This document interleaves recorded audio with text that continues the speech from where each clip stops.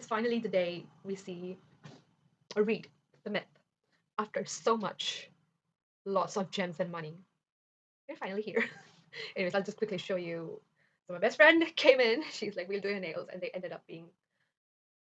Wait, hold on. Let me keep them still for a minute. Yeah, they're like. I know with the lighting and stuff, it's not quite great, so that peeled off. That's funny in a way, but like, yeah. Okay. Okay. Let's go. I am going to. I'm not ready. I'm not ready. Wait. Let me get. Hold on. My jacket is here. It has something I need. Very crucial. Wait. It doesn't have what I need. Pause. This is what we need. Because I'm sure we are going to cry. And I'm sitting cross-legged on my chair. So, I'll say it's. Anyways, I'll keep it here because I don't need it. I went out today to see new rooms because I'm shifting from here probably. And not probably, I am. And I have makeup on. Not crazy makeup on. I just do concealer and a bit of blush. Oh my god. Water! One eternity later. Hi, Caleb. Anyways, I'm contemplating if this is the right thing to do today. I was emotionally wrecked by a book 2 days ago. 2 days ago.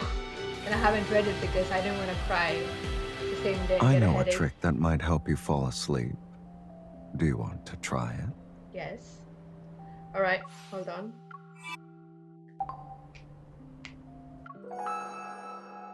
We are starting.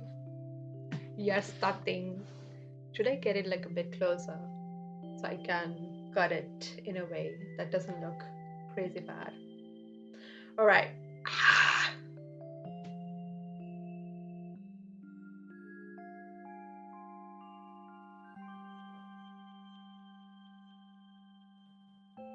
Oh my god.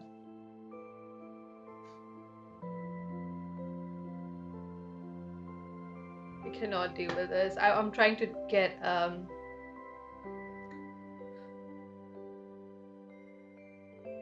anyways.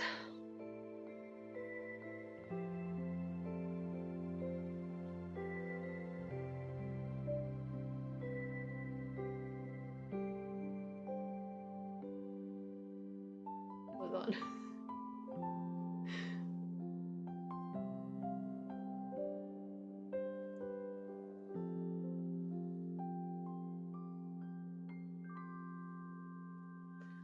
Okay, I don't think I'm gonna do it. Never mind.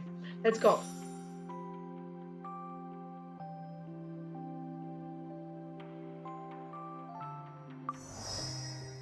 Okay, we are finally here.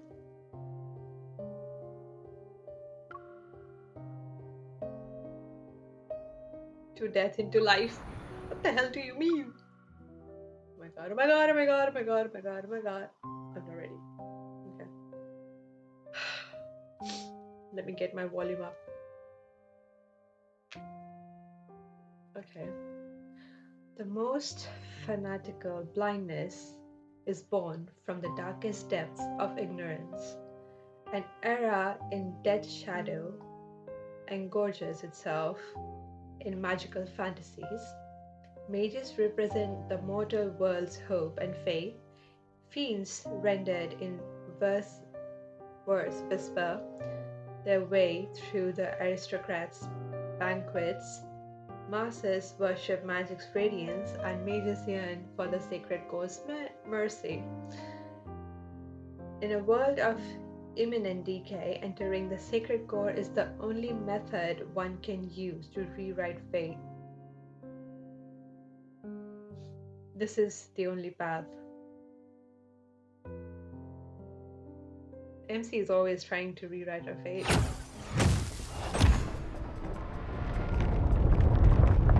We know what this book can summon.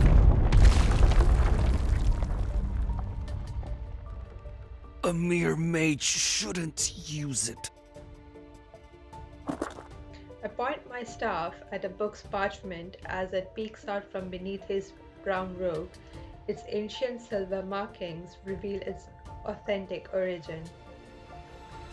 I'm not after that. What I want is Sylus. True. True. Are you aware of what happens to those who dare to summon the Archfiend Sovereign?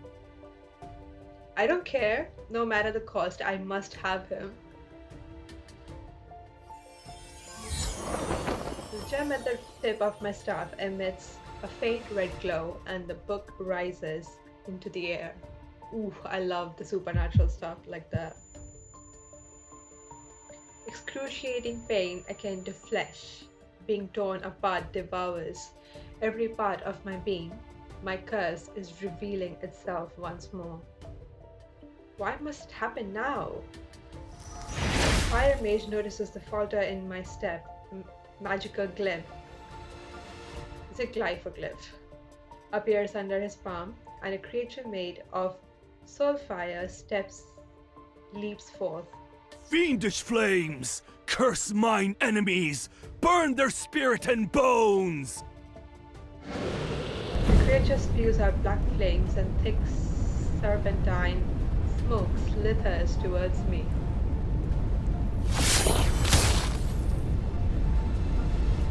I summon a defensive glyph under my feet. However, the pain slows me, and the burning claws tear into my shoulder. Incinerate their body and obliterate their essence! He conceals himself in the thick smoke and attacks with his familiar. The black flames engulf me. Who are you? Red crystals arise from the glyph, pierce the creature. They also impale the fire mage's limbs. Ugh! Wow. I emerge from the black flames, the blood from my shoulder dripping onto the scorched hem of my clothes. A body that cannot die! A monster such as yourself wishes to summon a fiend to enter the sacred core! We'll be non-stop together. I stay silent, merely pointing my staff at the book he holds. The blood-stained tome flies into my hand. You're already immortal! Why would you rewrite your fate? Because she doesn't want to be an immortal anymore! Oh my god. When the intense pain first struck, the agony and suffocation made me believe I would die, but I quickly discovered that I was immortal. Immortality only means being repeatedly tortured while on death's doorstep, but none of it will truly kill me. Of course, I want to save myself, thus for hundreds of years I ceaselessly searched for something to end my torment. I submitted to being studied, willingly becoming a test subject, and traveled from one dynasty to the next. Girl!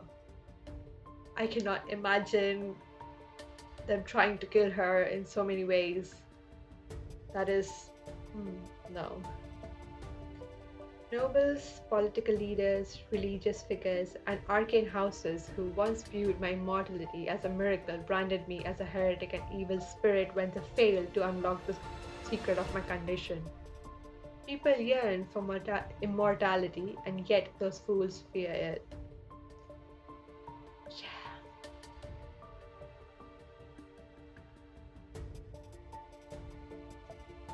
I never trusted humans ever again. This kind of sounds like Sylus, the dragon Sylus from his myth. Because they tried to kill him so many times as well. Not kill, I mean, you understand. Oh my god. I don't want to talk about it, I'll start crying. I could only rely on myself. I hid my identity and wandered the world as I studied the most ancient and profound magic. All my efforts were directed to finding the source of my suffering. Time could overthrow dynasties and erase the memories of generations, yet it wouldn't change my pain.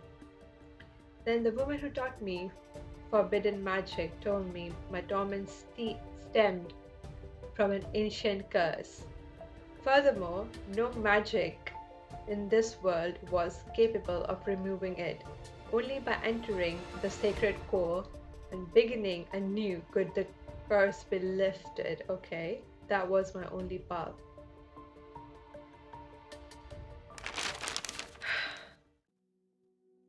Ooh, that's a beautiful space. Hold on. I like to take pictures of the spaces. I mean, places, spaces. In a way, when it's new. I'm not sure if you have seen this before, but I read Twilight and Blood Red. Twilight. I'll stop. I exit the tower, the blood red twilight illuminating the worn text on the parchment, the fallen's pact. Akin to a shadow that's always present, the searing pain tears through my body. This curse is beyond my memories, and yet, at this very moment, I sense a strange lightness.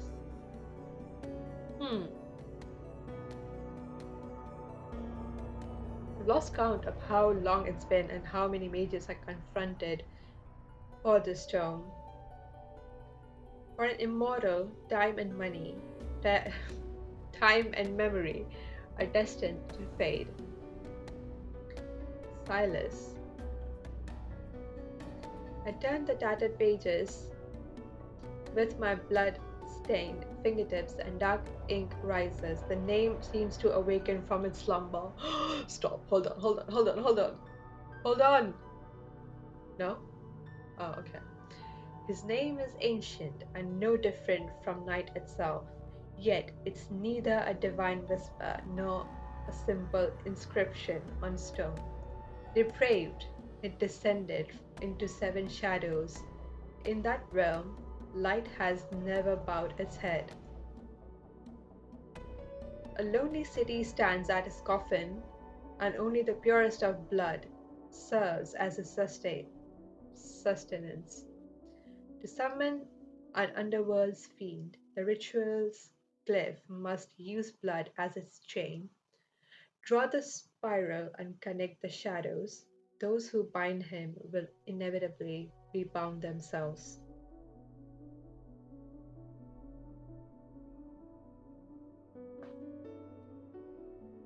Ooh, I see dragons. Hold on. I think we have seen this before. By the end of Silas Smith, I guess. It's been a long while since I read it. The underworld is where fiends exist, and it's a place humans cannot enter. However, powerful mages can summon fiends to serve them. And Sylus, a name whispered amongst mages for centuries, is the underworld's uncrowned sovereign. The pain inside my body temporarily subsides before the searing agony tears through me again. I must summon Sylus. I can only enter the sacred core with his immense power. I find an abandoned sanctum. Following the book's instructions, I use my energy to draw the summoning cliff. The wind rises as gathering clouds slowly devour full moon's light. Sylus. Ooh, okay.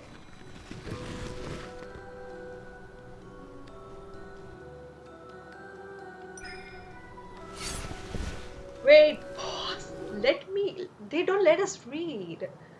Aside from my blood, I need an incantation to complete this summoning. Hold on.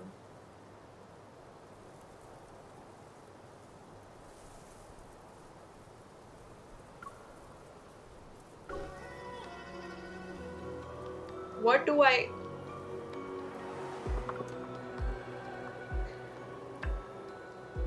hereby summon Sylus by the power of blood, the full moon, and the night.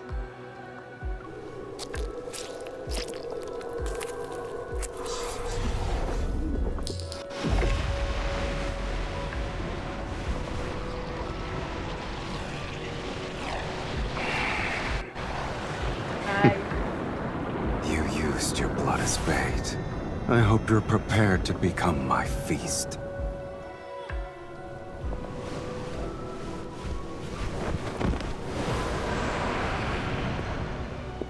However, answering these summons, Sir. it's a first for me. You're the one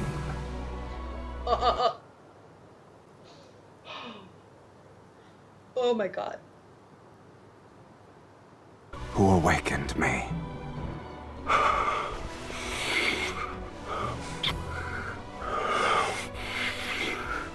Okay. Damn. Why did we not see the blood?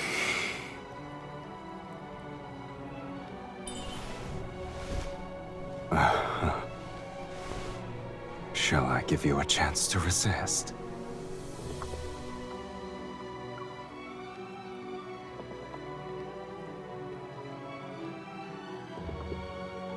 Beautiful. I love all the when he's just blinking. Once this link is just formed between us, we are fine. An amateur's trick.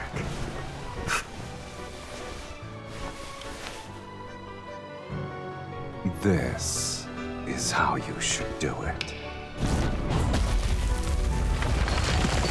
I really wanted to kill us there when we didn't even know we were immortal.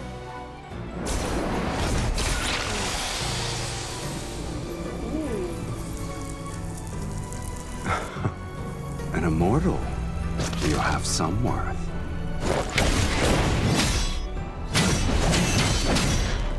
Stop, I love this. You're straight up fighting. But this ends now.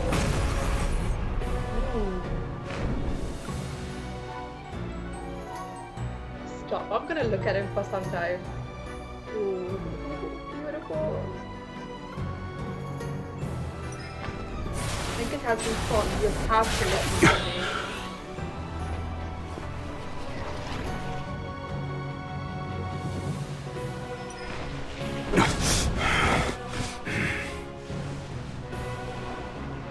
Growling. You may... MC, hold on. You may only have the blood that I give willingly.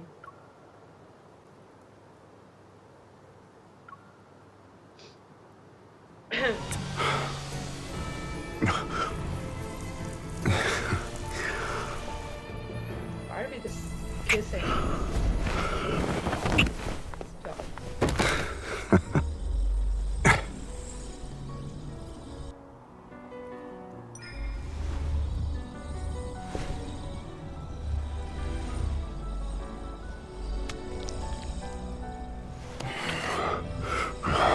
Your blood.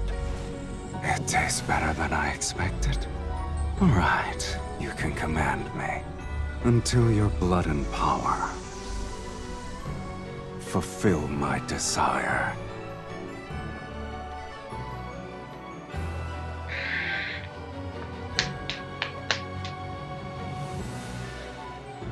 I hate myself too much. Oh my god.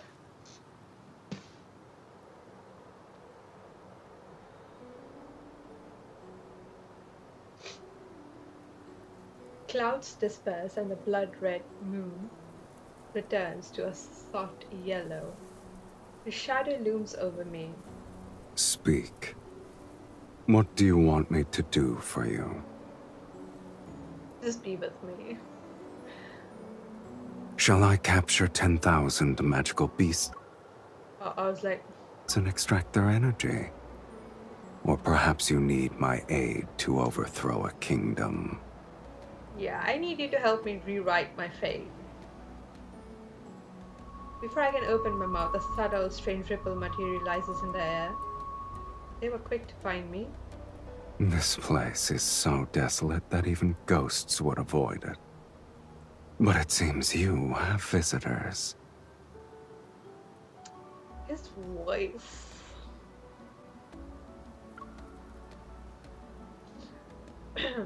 Are you famous? You could say that. Why are you talking about ghosts? Aren't you one yourself?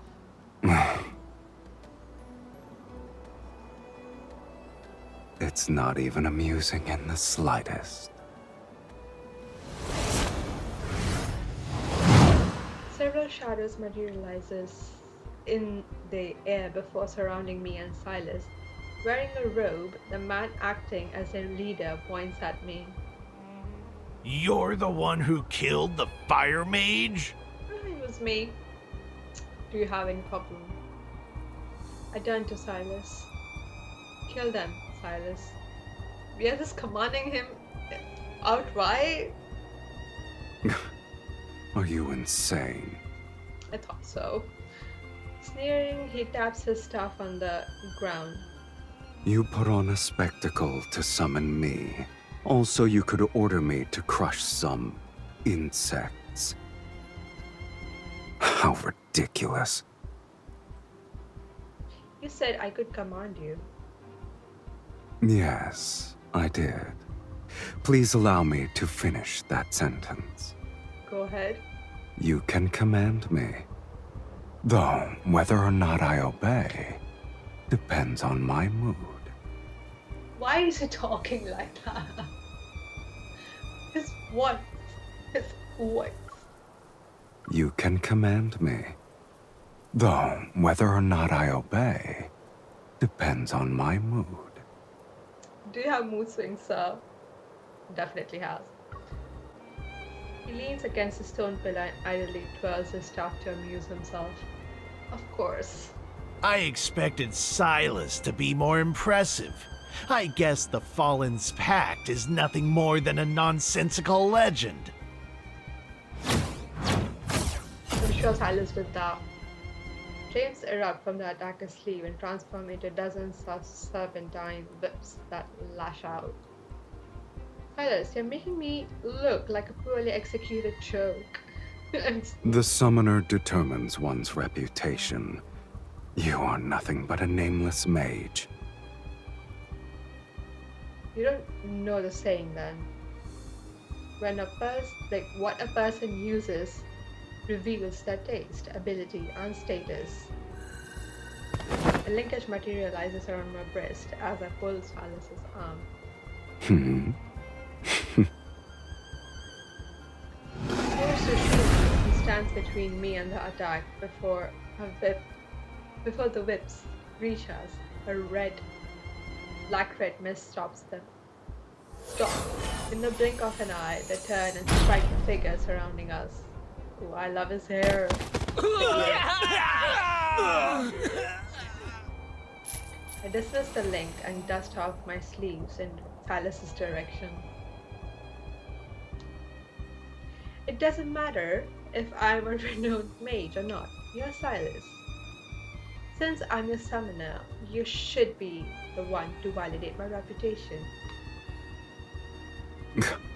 Your logic is sound. Clever, even. The stars have shifted, and the most powerful mages across Sylus have gathered in Velmir. They're waiting for the sacred core to manifest. Accompanied by a fiend, you shall be a target everyone will fight against.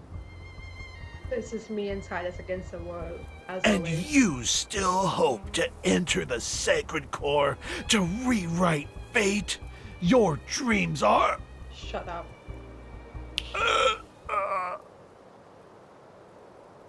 The music stopped.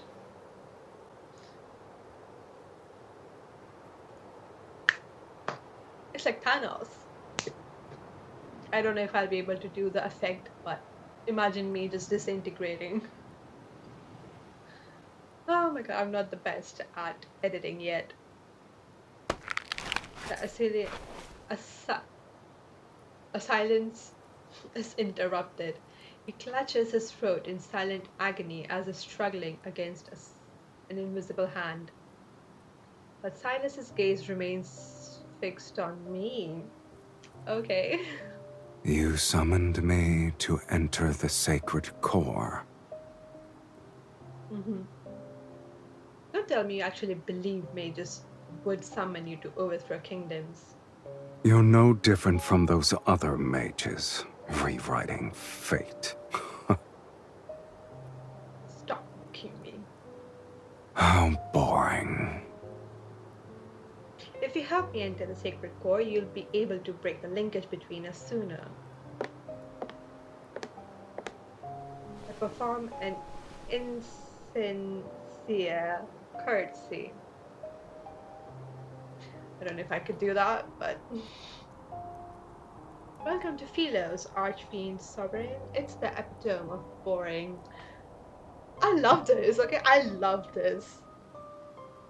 I love MC when she's with Sylus. It was just one chapter. How long is it gonna be? I'll have to screen record my phone for that much. And then edit it. Oh my god. Okay, we are still some distance away from Velmure. I'm impatient, but this fiend is unhurried. I'm tired. I need Sir, to rest. you don't have time. I look at the road. So I read red and gold. I was gonna say road. I look at the red and gold crystal chandeliers, the carpet with blue silver patterns, and the polished oak staircase. So posh. I don't know. Everything's so rich. You led me to various places to find the most luxurious inn in the city. We have the most expensive room. Don't tell me you actually think the underworld's fiends have miserable, wretched lives. Silas, stop. Only humans tolerate suffering. Fiends don't have the appetite for it. I need him. He's useful to me. You're wearing your thoughts on your face, my lady. No wonder you lost to other mages. My lady. Which reminds me of the butler, the cat butler. God. This is how I'm proving my faith in you. Then I hope you'll treat me well. Oh, I will. Silas turns to look at the attendant by the door. Bring us your most expensive wines and dishes. All of them. Yes, sir. Why did that sound familiar? The sound and the voice. He's beautiful. The enormous table is filled with exquisite dishes separated by a dazzling array of silver platters and candelabras. Candelabras. Is that how you say it? I hope so. Silas and I sit at the opposite ends. He's sitting there, I'm sitting there. A viciously hack at the steak.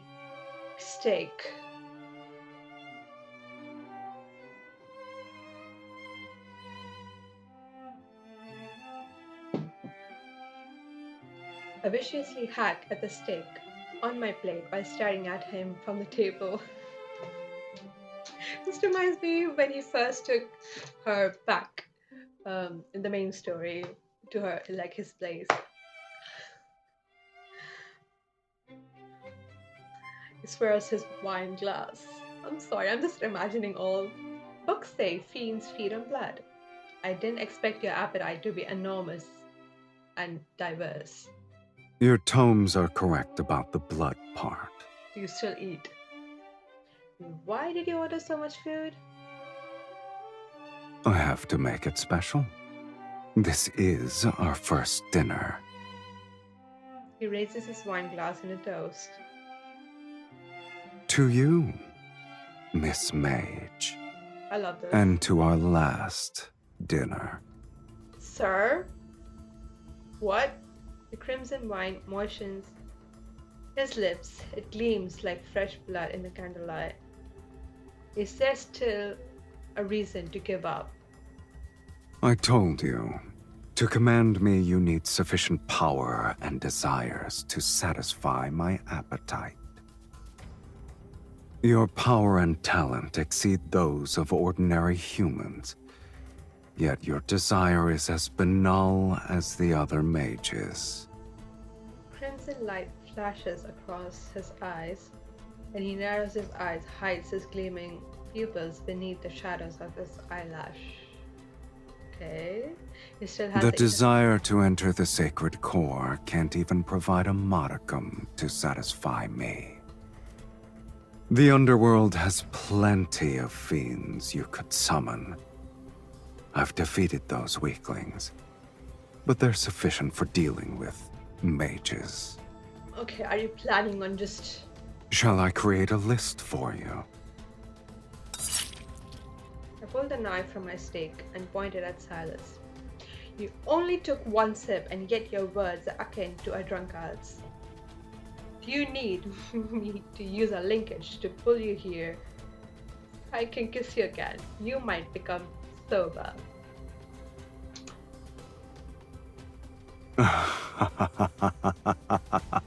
Go ahead. Let us see who's the hooligan here. The linkage at my wrist flies across the table along with the knife I throw. Silas does his... Okay, this animation. This animation. This animation. Silas tilts his head. The knife raises his hair before it's embedded in the chair between him. Behind him. That's what I thought. Between him, where? What? Sorry for that. Black-red mist emerges between his palms, traveling along a linkage. It spreads and approaches me. I concentrate my energy and pull, yet the black-red mist drags me across the table towards him. Is it like dragging along the dining table? What? It is. Oh my god. The staff is pressed against my throat. I'm pinned down on the table amidst the chaotic mess of dishes. Didn't you want me to be sober? One kiss isn't enough. What do you mean? Oh, hold on, let me get myself back. Okay, so, and don't worry, there's a bed there, so I might be throwing it a lot of times today. One kiss isn't enough. I grab a wine bottle from the table and swing it at him, but he swiftly blocks it and only wine spills out. Wine bottle reminds me of Stranger Things 2 now. Karen with her wine. Okay. Wait, hold on. Okay, I didn't read it. Okay. He carelessly tosses the bottle aside. Then he touches my face to wipe away the liquid.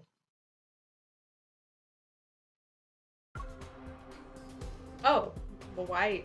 Never mind. Since I still have some patience, you have one last chance to make a rational choice. I cannot let you go. I have to. Anyways, when his fingers move to my lips, I bite them. That card, when he did that, the skincare, why do I not remember the names of the card? But it's that one. I remember that scene.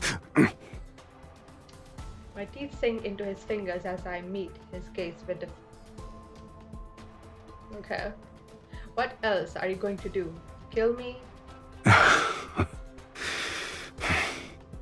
If you wish to know of matters more absurd than death, I'll grant your wish.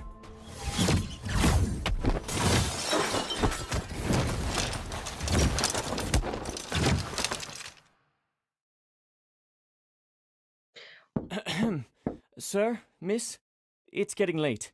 Other guests need to rest.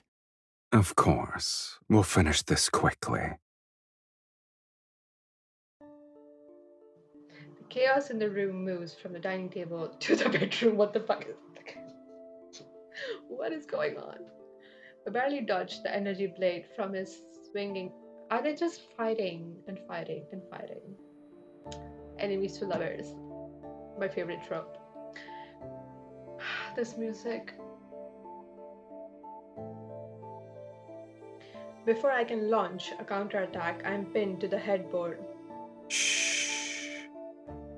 I'm certain there are quite a few mages staying here. I wouldn't be surprised if their destination is Velmure. Unless you want to expose yourself at this very moment. Perfect. They could help me defeat a fiend such as yourself. If you kill a few in the process, I'll have fewer enemies. What a shame. I've already gotten my fill of entertainment. This is entertainment?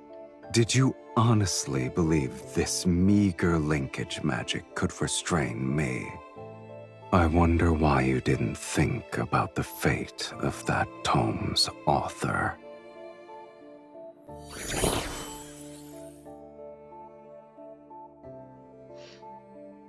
Black-red mist swirls around the bed's curtain dieback. It binds my hands to the headboard. I'm not gonna say anything. Forcibly breaking a linkage will harm us. Do I look like I care? Sylus! You won't perish before my eyes. On the last page, the Fallen's Pact states that when the linkage is forcibly broken, the party with the weaker energy suffers a more severe adverse reaction. Sylus's energy is greater than mine. He shakes the linkage on his wrist to taunt me, then he turns and walks towards the door. As the distance between us increases, the linkage connecting our wrist grows increasingly taut.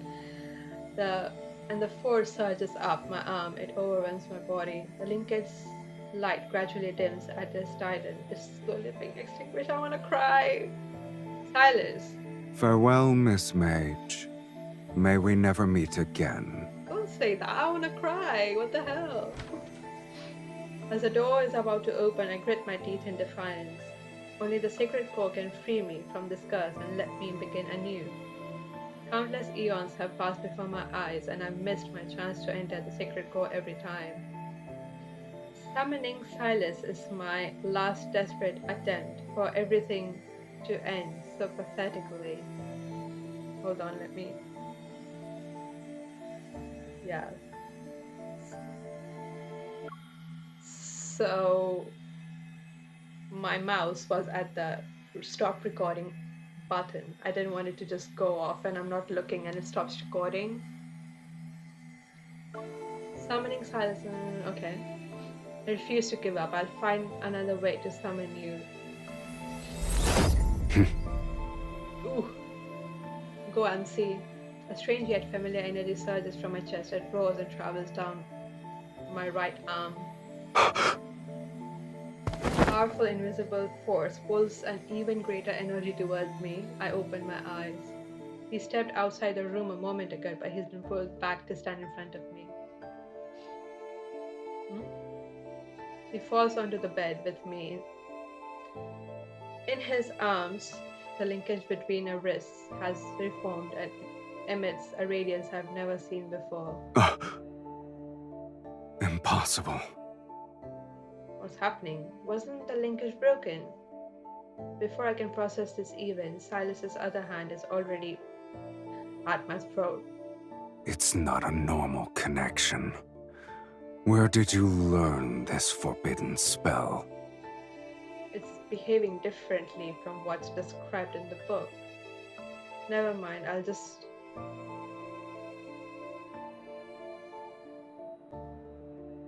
Are their souls bound now? That's what she did, right? Never mind, I'll just bluff him for now. I put a I put on a mysterious, knowing smile and look into his eyes. Anger and curiosity flicker in his gaze. I'm not an ordinary mage. After all, I've been graced with immortality. I didn't expect to see you again so soon, Artfiend Sovereign. Isn't this more absurd than death? He doesn't immediately contradict me, so I seize this chance. Since you can't kill me or break the linkage, I guess you can only honor our agreement. You look pleased with yourself. It's impossible for you to negotiate, Sylus.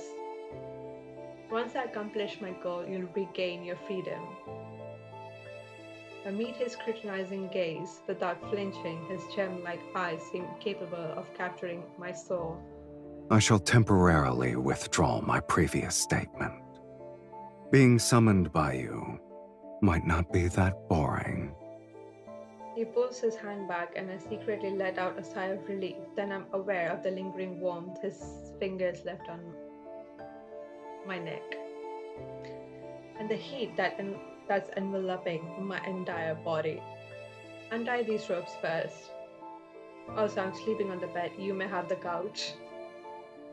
He unhurriedly helps me undo the restraints on my hands. However, he shows no intention of standing. Are we sleeping together, I'm sir? hungry. There you go, have my blood. You ordered all the dishes earlier. Only then do I realize. Girl. I haven't been fed since I was summoned, and the energy I've expended is astronomical. I planned to go out to feed. Alas, I can't leave. The restraints are gone, but his warm hand remains where it is. His thumb caresses the inside of my wrist. Stop, I'm not okay with the music too. I doubt you want to command a weakened fiend. He's manipulative. I cannot do this. It's already midnight. Letting him feast outside will attract the attention of other mages at the inn. Of course, he knows my concern. He's simply negotiating. I'll respect your decision, Miss Mage.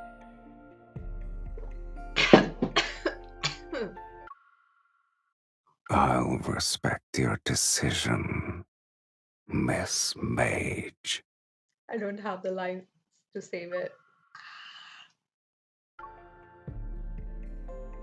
I take a deep breath and offer him my wrist. There you go.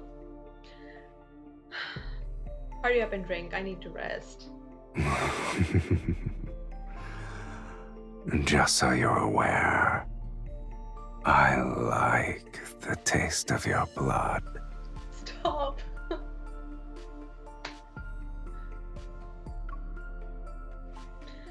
Okay.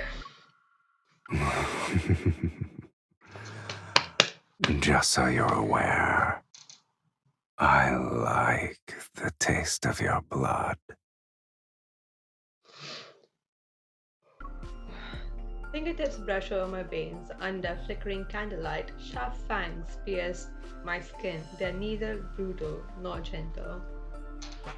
The scent of blood fills.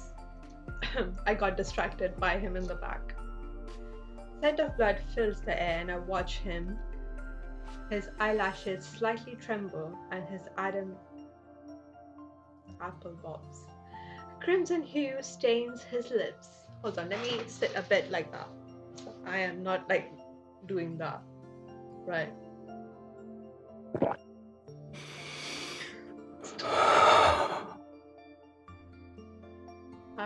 I know I want to save so many. Sorry. Oh my god.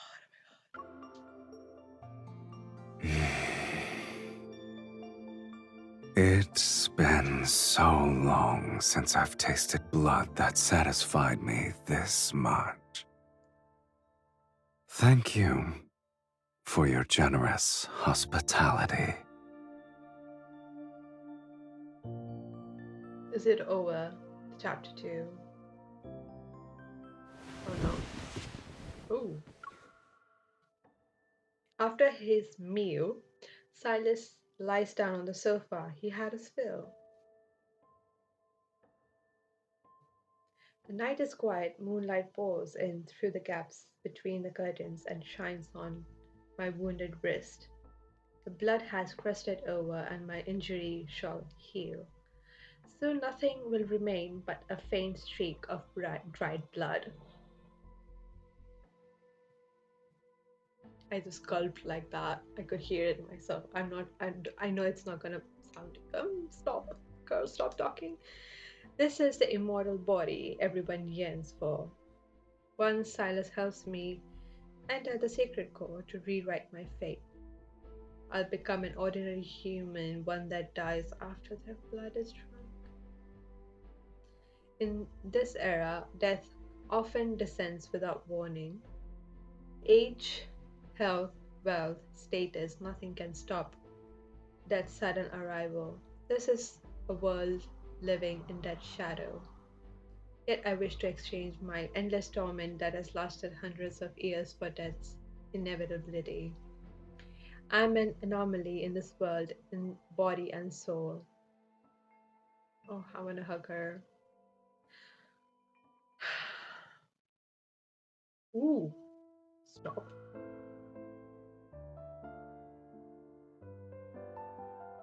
This is. After that night, Silas and I agreed to a temporary truce. Our long journey ends and we arrive at Velmure. Worn and weary, I lead him to an estate perched on the city's highlands. At last, I have the honor of meeting you. Welcome home, Countess. Before departing for Velmure, I hired a reputable housekeeper to prepare the manor for my arrival. As per the instructions in your letter, I hired servants to clean the premises and buy the necessary provisions. It's a shame this magnificent manor was empty for a long time. It's wonderful that you've decided to claim your inheritance, my lady. Inheritance. Portraits displaying generations of refined women hang along one side of the hall. The housekeeper gazes at them with an expression that reveals reverent admiration. This is my great grandmother, here's my grandmother, and this is my mother. Oh? I point to each portrait as I introduce them to the housekeeper. Your lineage is unmistakable, my lady. You're the spitting image of your mother and grandmother. Is something funny to you, Silas? Oh. Silas, who's been standing behind me, lets out a soft chuckle. He leans down to whisper into my ear. You're pretending to be your entire lineage by yourself? You've outdone yourself. That's how it goes. I resist the urge to turn around and glare at him. Instead, I maintain the proper decorum that's expected of nobility. I should have got onto that. Please forgive my negligence. May I ask who this gentleman is? Countess. He's my husband. I'm her husband. Yes, we are married. Oh, stop. I did not know. You may address me as Count Cyrus. My apologies, my... I shall... What happened there? Did I tap it by mistake? My apologies, my lady. You didn't mention your marriage in your letter. I thought... Prepare the necessities for the Count at once. Oh, Count and Countess, sorry. But anyways. Taking advantage of the housekeeper's departure, I pull Silas into the bedroom. Oh, I remember. What are you planning? I only said one sentence. You're supposed to follow my orders. Who gave you permission to define a relationship? You were going to say that I was your fiancé, yes? Fiance and husband are two different things until we're married, okay? He raises his staff to point at the bedroom door, then he lifts his left wrist. What sort of noblewoman allows her fiancé to stay in her bedroom from sunrise to moonset?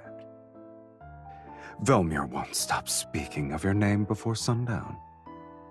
But if that's what you want, then it's not too late to change our story.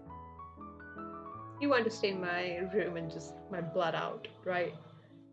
I've been traveling for so long, I almost forgot the etiquette established by Pelosian nobility.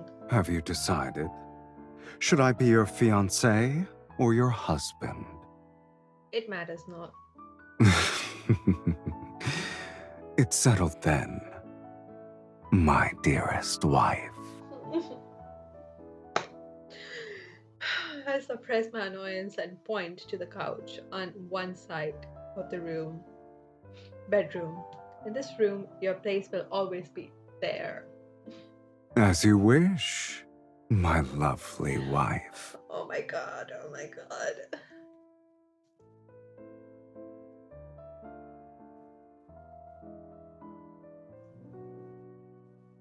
Oh my god. It's 15 minutes already. Do you like this? Yeah, that's nice. Oh. Yeah? Okay. The next item in our collection has been salvaged from shipwreck relics. Here is a tortoiseshell incense box with relief carvings. Not me thinking Raphael will just pop up from somewhere. She's my Miss Hunter. Based on the engravings at the bottom of the box, this appears to be a precious treasure used by a previous dynasty's empress. Remarkably, it still retains traces of its original fragrance.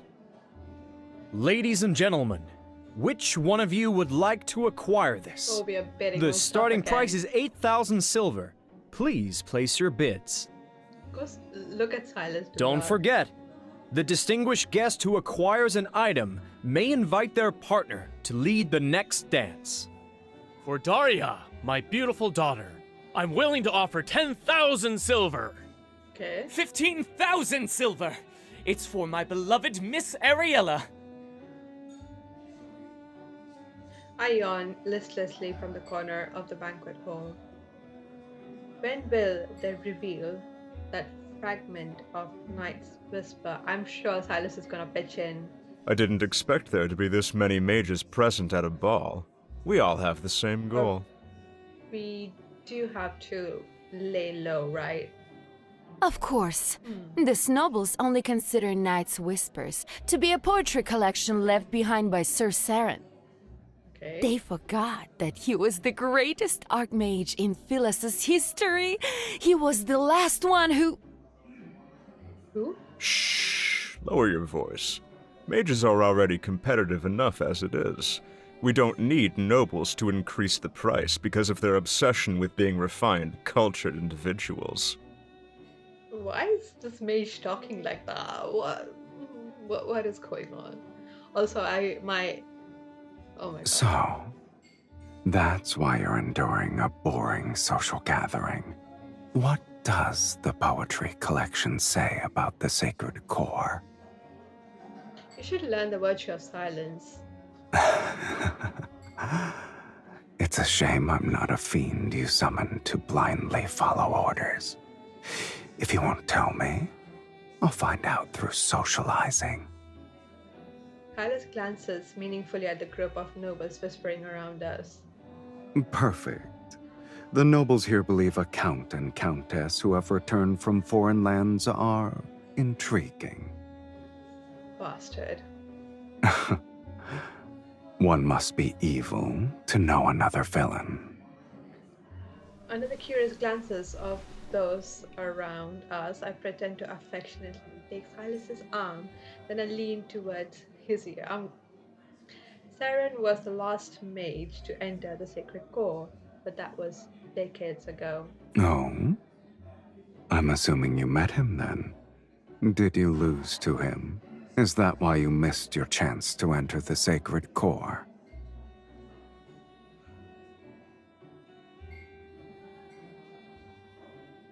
Why are you in my face all of a sudden? Not that I mind, but unhurriedly caressing my cheek, he severs my silence. I guess the mages believe he wrote a prophecy that tells of the sacred core's next appearance. This arrogant fiend must have an exceptionally brilliant mind. Your goals are all so banal. But my curiosity is piqued, I admit. How do you plan to outbid these mages? Noble repeatedly bidding against them would raise suspicion. I'm not that foolish. Besides, who says I have to bid? I see. I've underestimated your intelligence, Countess. Oh, here we go. Are we starting with it? Hold on, let me sit more comfortably again.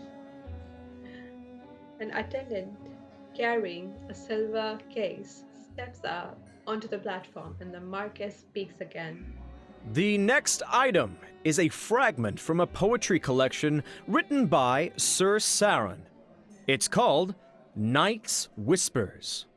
The nobles show little interest, which makes it easy to identify the mages as they reveal eager gazes. He was more famous as a mage. Several of his poems circulated in a royal court. Here's my chance. Holding a wine glass, I stand up with my back to the crowd. With the slightest movement of my fingers, the barely perceptible traces of my spell form a tiny glyph in the air. The starting price is 1,000 silver. Please place it's your not that- bids. For the noble, it's not that important for the noble. I forgot, exquisite. In a spot that no one has bothered to glance in, an invisible rift appears. It leads directly to the silver case. 5,000 silver. 10,000 silver! I'm willing to offer 20,000 silver! I channel my energy into the folded space woven by the glyph. I'm ready to silently extract the poetry collection. I wonder which poor soul will end up paying for this empty case. It's going to be Sylus. I have a feeling. Just as the text is about to pass through the rift, the spatial boundary suddenly falters. This isn't my spell. Is someone tracing my magics? I hold my breath and add a barrier to the glyph so I can accelerate the flow of energy. If I can complete the transfer before they track me. The rhythmic chorus of competing bids comes to an abrupt halt.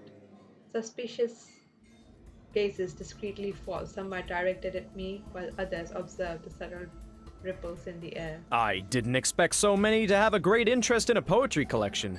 The latest bid was 60,000 silver. Would anyone like to place a higher bid? Sylus being like, what? How much was it? Hold on.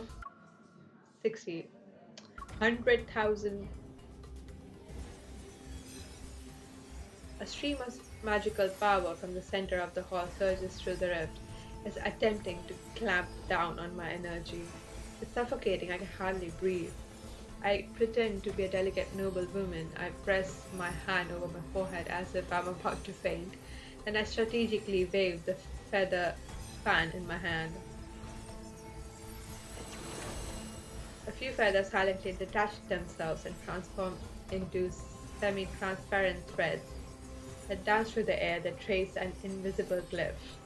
Beams of light began to wrap, ripples appear, unwind, the edges of the carpet undulate like water, and curtains gently below. Did someone open a window? Where is this breeze coming from? Yeah, the tracking glyph has been destroyed. I continued my performance as a disabled woman and stayed slightly sway. Someone steadies me from behind. Sylus. My lady, why don't you tell me when something catches your fancy? You wouldn't need to be so stressed.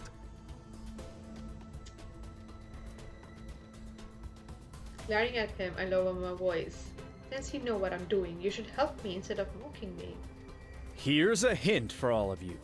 The next dance is called Moonshadow Waltz.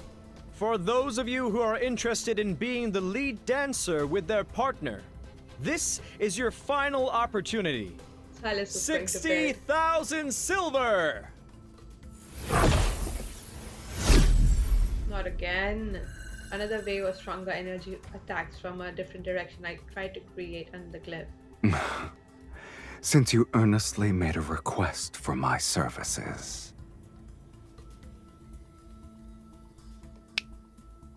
Sylus snaps his fingers behind me, and on one side of the banquet hall, an elderly man suddenly collapses. Sir, what's wrong? What's happening? Someone has fainted? Quick, call for a physician! I shall abide by your wishes. You're causing trouble. Do we need to draw more attention? You asked for my assistance, yet you're unhappy with my methods. I didn't kill him. That's already being discreet. Sir Saren's poetry collection for 60,000 silver. 60,000 silver going once. Going twice. 100,000 silver. I told you, 100,000 silver. Oh my god. Did you say 100,000 silver? Sir? Sir... That's too much. We already have attention on us. I'm Count Cyrus, and I am willing to pay 100,000 silver. After speaking calmly, he looks at me with an enigmatic smile. He's like, see? It's that easy. You just need to have a lot of money. Since you've been compromised, I might as well buy it legitimately. Right. Where will you get the silver? I thought you were the wealthy one here. As your husband, Sorry. I need to prove myself worthy. 100,000 silver! Sold! Congratulations to Count Cyrus on acquiring Night's Whispers. Oh my. Sylus unhurried. Wow, the way he just walked out. Sylus unhurriedly steps forward, and a dazzling gemstone gleams in his hand. This little stone should be sufficient.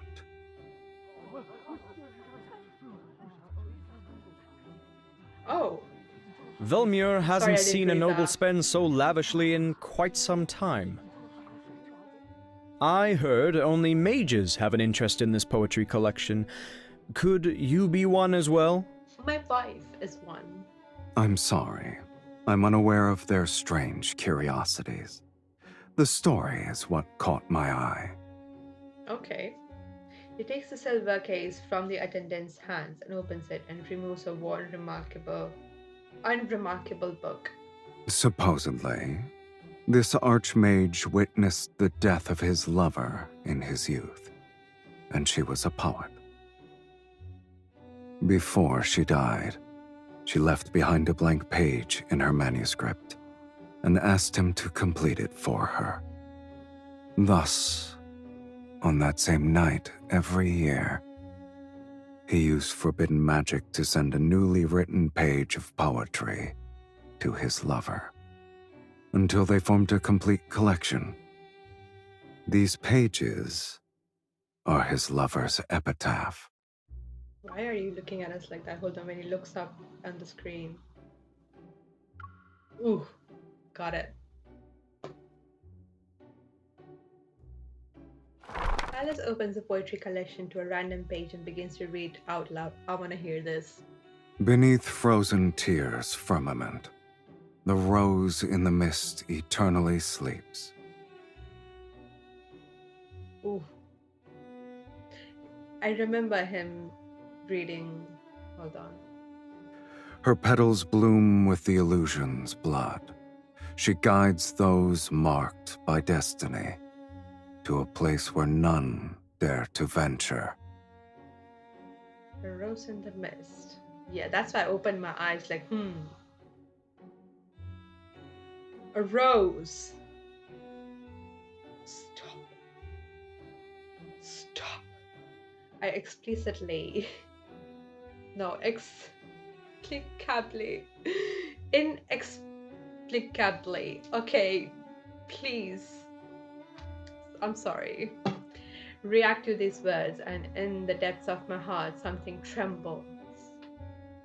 I didn't know the poetry collection concealed a beautiful tragedy. It's the first time I've heard of it.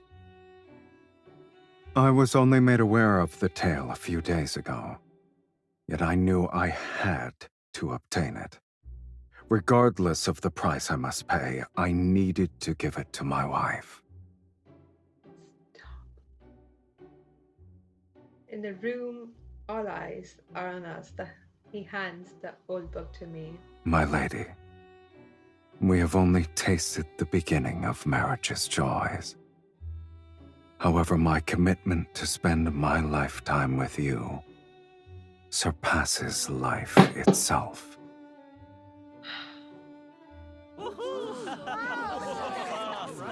I believe the Count wishes to extend an invitation to his wife for the next dance. Take my hand.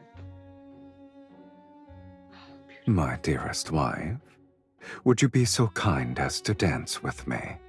Why is the thread just going?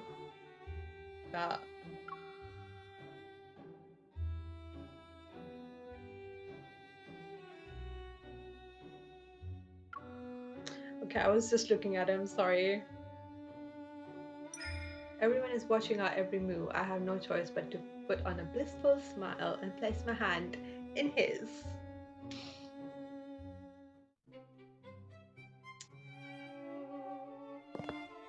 Silas gracefully leads me to the dance floor and he guides me into a gentle spin.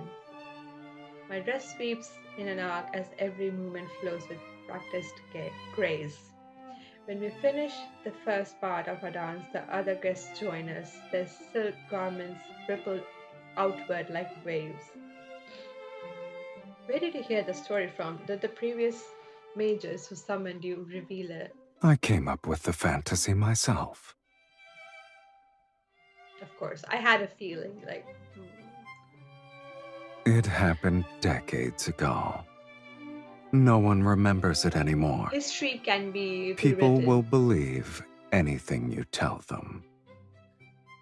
Our dance elegantly continues as we move to the corner of the banquet hall. A decorative mirror with a golden frame catches my eye. He holds me with one arm as I follow his lead. I lean back and turn my head. I'm startled to see only myself in the mirror.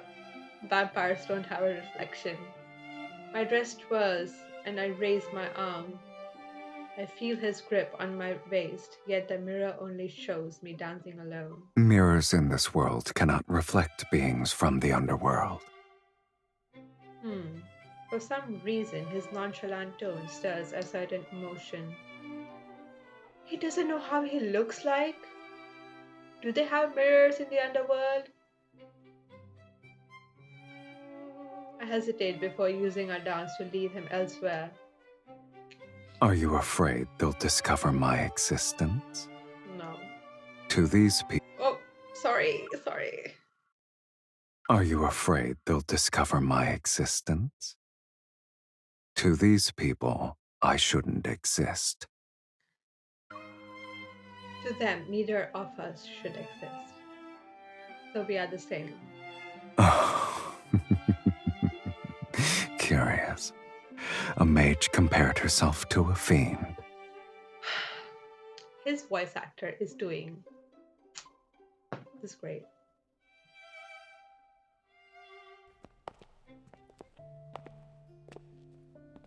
Our dance concludes. Since today's objective has been achieved, I take Silas's arm and make an excuse to leave the ballroom. I'm still perplexed. If the person didn't trace my spell in the beginning, none of the other mages would have noticed me. That ripple was quick and precise. I have no idea how they managed to detect me. Was it you? As I speak, I'm recreating the scene in my mind. The first ripple then spread. Silas, from where the mages were gathered. It was within 3 meters. My heart almost jumps out of his chest as I look at him. Was it you? Don't let your mood be so easily affected. You bastard. Remember, we're still in someone else's mansion. Our actions at this ball will become the gossip passed between guests. Okay, you have a plan. Is fighting your Yeah. husband who gave you a precious item a wise choice? I grit my teeth before forcing myself to smile for Marquis Spain as he comes to bid us farewell. By tomorrow morning, the tale of your loving devotion will be known throughout Velmure. Today's ball was truly memorable. There Once we're was. home, we'll savor it for a long time. Wouldn't you agree, my beloved? Thank you for your hospitality, Marcus. That's how you say it, right? This evening has been delightful.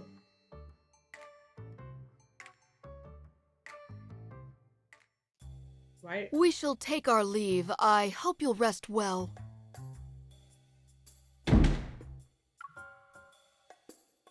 As soon as we return to our residence, I order the servants to retire to the east annex. Only Silas and I remain in the building. Go on, reveal the reasons for your betrayal. Me? A traitor? I wouldn't refer to it as a betrayal, let alone insubordination. I suggest you call it a test. What right do you have to test your summoner? He slowly unbuttons his collar, okay? You must endure these sorts of trials if you want me to stay. And to serve you, I must confirm your true capabilities. I scoff with my hand behind my back and begin to draw a glyph. Why don't we fight then? You're the only one who should be tested. Okay, you're the one who should be tested. Sir, we attack almost simultaneously and energy warps the air. Ooh. Current clash as rumbling shakes the entire building. I'm just too distracted by him in the back. Don't aim your attacks to the right. You'll hit my 300-year-old portrait. You're so cautious for a simple duel. And you desire to enter the sacred core. Let's assume you break those antique vases, boss. Who will provide an explanation to the housekeeper tomorrow? I could destroy all those portraits in that case. We can say your ancestors' spirits appeared at midnight for a family reunion. He laughs as he speaks. His staff sends out a stream of black-red energy orbs. Even if the dead appear, they'll only remind you of your place. I steady the glittering crystal glass with one hand while releasing a glyph with another. I detect his attack, force him to retreat to the staircase. Our battle moves beyond the greatest hall as we fight our way upstairs. This is crazy good. Okay.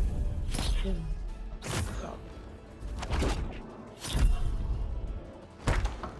When the door to the bedroom is kicked open, we are already dissolved. Our battle has drained our energy. Having used too many spells, I sit on the edge of the bed to catch my breath. Silas rests on the carpet and tilts his head. Neither of us are dead. I suppose we'll continue this at another time. I don't respond, collapsing onto the bed as drowsiness overtakes me, but he stands up and pokes my shoulder. I love him. I'm hungry. Let me drink from you. Oh my god, I don't even have the strength to glare at him. I roll over instead. Leave me. If Silas lies down next to me on the bed, he leisurely spreads out his limbs. I can imagine that. You're not allowed to be here. I turn and try to kick him off, but he lies there with his eyes closed and refuses to budge. I can't drink blood, and the couch isn't comfortable. You either let me dine, or allow me to rest well tonight. He looks so beautiful. Bastard. Furious, I gnashed my teeth, and I'm too exhausted to keep fighting. All I can do is turn and bury my face into the pillow. Fatigue from using my energy washes over me. My consciousness quickly blurs into nothing. Ooh, I love that. Oh, she had a dream. I had a feeling like,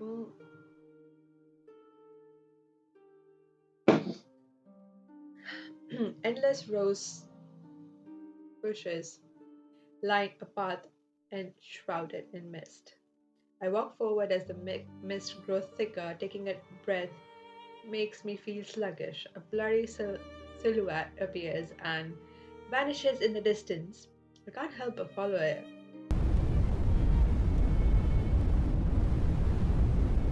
I don't know how long I've been walking until I reach the end of the path. Intense flames and blood red mist swirls to create a sight of befitting of hell.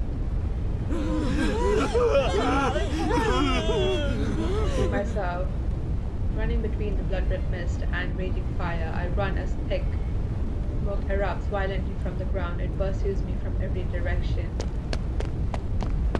Don't look back. Voice of familiar yet strange falls near my ear, yet it's seemingly from a distance. I turn my head back. A pair of crimson eyes stare at me. They are so familiar that it makes my heart race with dread. Hold on. But the face in the mist is akin to sunlight, shattered by rippling water. It's impossible to focus on. The edges of the dream are burning.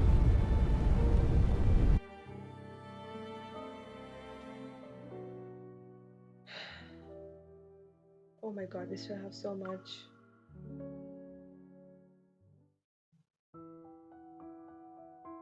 Last night's dream repeats in my mind, especially that familiar yet strange voice and those eyes. But I don't want to be preoccupied with such matters unless it concerns clues related to the sacred god. God, it was! I rose in the mist.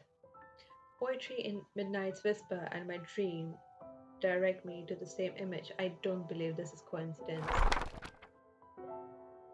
When dawn's light begins to touch the world, I'm already at my desk. I carefully examine the fragments of ancient poetry.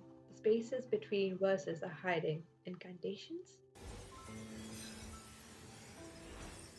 My fingers trace the faint magical residue hidden within the pages. I follow the patterns of verse breaks, rhyme schemes, and irregular arrangement of ancient grammar. The fragmented incantations are pieced together to form a map. Heron lived decades ago. This map must be from that era. I stand and approach the bookshelf and search through my collection of maps depicting the royal capital. I must identify the exact location. You're already awake. I guess yesterday didn't leave you that exhausted.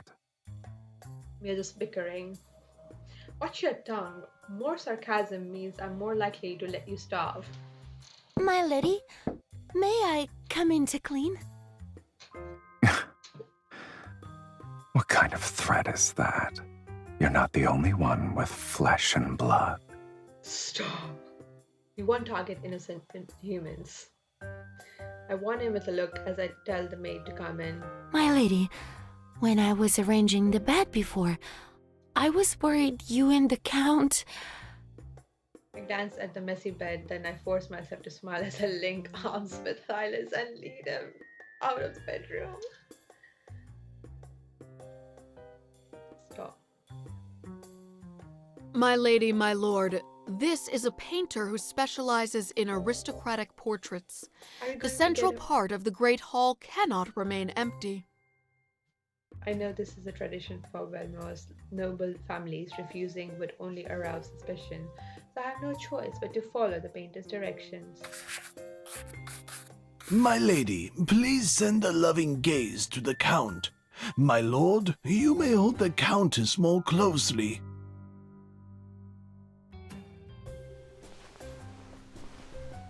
My lady, you have my permission to lean on me if you're tired. I look at his teasing gaze and force myself to speak with a stiff smile. We should have asked the painter to use a gladiatorial arena as our background. In such a landscape, it's kill or be killed. I don't believe it suits our marriage. After all, not even death can sever our bond. I can feel the passion in your gaze alone. It's rare to paint a lively couple.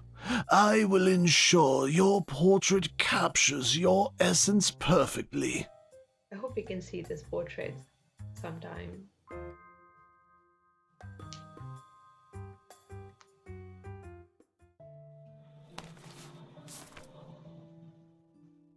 Hold on. I rub my shoulders as I copy the poetry collection's hidden map into a thin piece of parchment and I compare each section of the old maps. The convergence point is at the outskirts of the former dynasty's royal capital. This is an underground vault in the old royal capital. We are leaving tonight. You're well acquainted with it. Living a long life does have its perks, I see.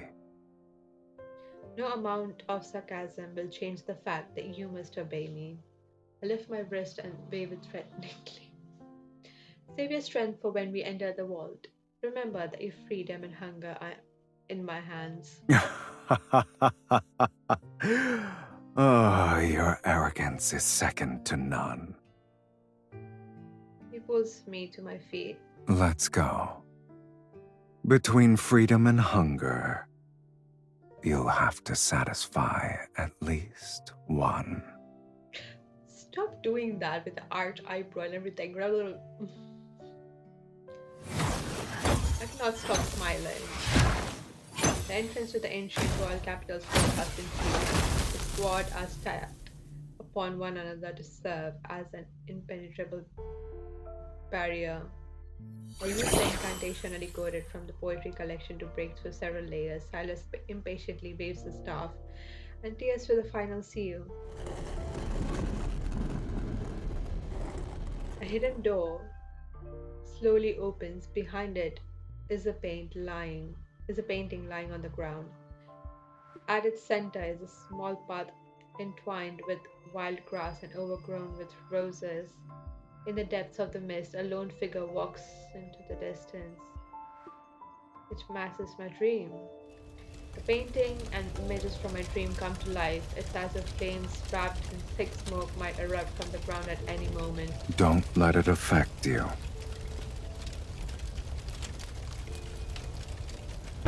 Tyler taps the canvas with a shaft.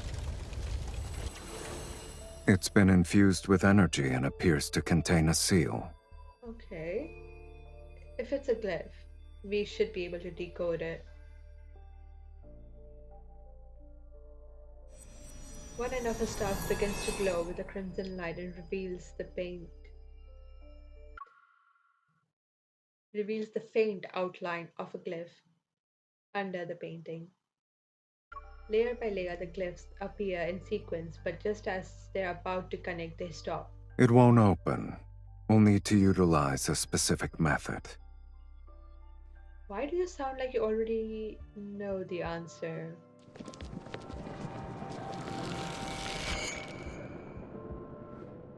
Fluctuating energy in a place like this. Subtle ripples put me on alert as several figures burst in through the stone doorway. What is that? I can sense their murderous intent before they cast their spells. You won't escape this time! Oh god. Whoa. Several lightning bolts fall. The cracks on the ground are remnants of a spider web, and dust fills the underground wall. Strange. I made sure to cover my trail. How did they find me so I quickly? thought you'd be more secretive after succeeding at the auction. I didn't think you'd be so proud that you couldn't hide yourself properly. I recall the tracking spell Silas secretly cast at the auction. You again? What? As the mage raises his hand and releases black threads from his fingertips, I'm forced to set aside my anger and focus on the fight. Are you going to stand there and watch? I can't help myself, my lady. Your fight with them was too captivating. He twirls his staff to effortlessly block a lightning bolt, but he shows no intention of striking back. Draining my energy here won't break our linkage. We won't know until we try. Intricate glyphs rise with incantation to conjure silver rings in the air that closing. They threaten to strangle us where we stand. Silas, you are a useless fiend in the underworld. He cleaves through one of the rings. Why don't you go down there with me? And see which of us is truly useless then. In your own space, huh? I don't have time to argue with you at the moment. Ah. So we were arguing. I dodge the rapidly spinning wrench. Retreat to his side and grab his hand. If you don't help me now, don't ever think about drinking my blood again. Is that a threat or an invitation? It's an order. Eliminate them. As you wish, my dearest wife. The shadow beneath his feet begins to stretch and twist. Crimson light shines from the depths of his gaze as black-red mist surges from his staff. Amongst the mages, his movements are graceful yet ruthless. Our opponents can't cry out in surprise before they collapse between flashes of blood-red light. Let's go. But you are testing us at the wrong places, Silas. Oh, the hair. At the last, did I just stoop down a lot?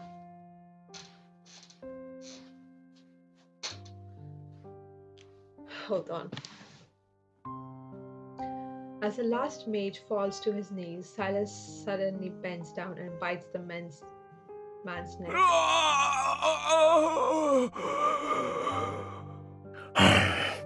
Whoa, whoa.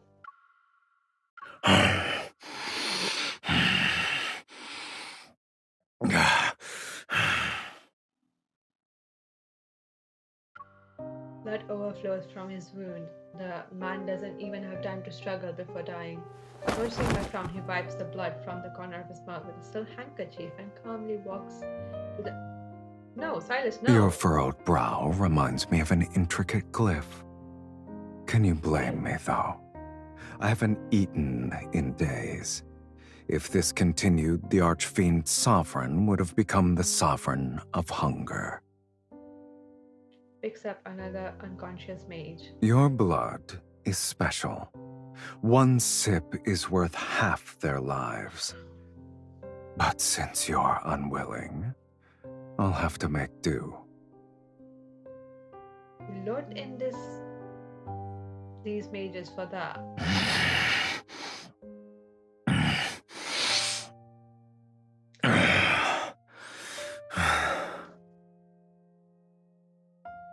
He bites the man's throat, and after taking 2 gulps, a subtle change appears in his eyes. Not necessarily. Blood spurts out and splashes onto the bottom of the painting. As it seeps into the edge, the glyphs flare with an intense red light. What happened there? A thick, blood-red mist surges upward from the glyph and spreads out. In the mist, the stone doors slowly close. Silas, run! I dash toward the exit, but a whisper reaches my ear. You're too slow. Embracing me from behind, unfurls his single wing and flies away. He breaks through the ceiling to reach the night sky. Oh, we're flying.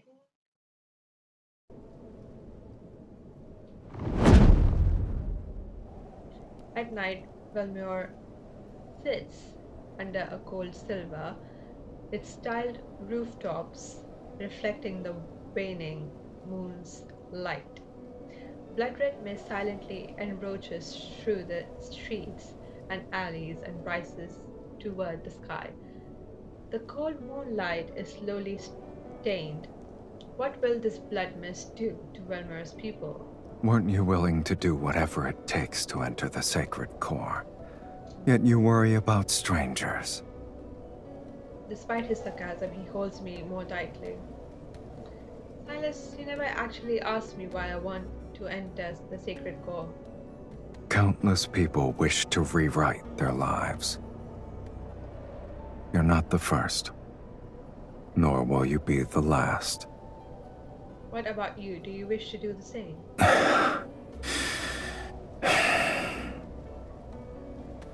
The blood mist churns in the wind, no longer a mere shadow encompassing the streets. It's an omen unfurling across the sky.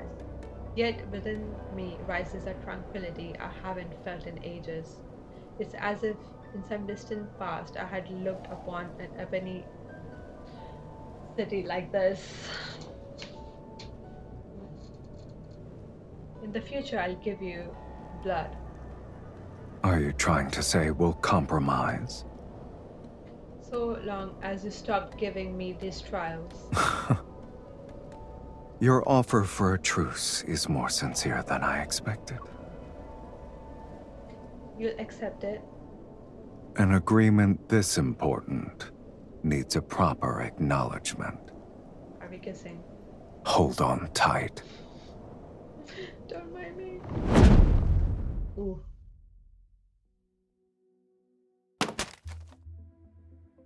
Silas lands on a residence's rooftop with me in his arms. The wind lifts his cloak and the hem of my clothes.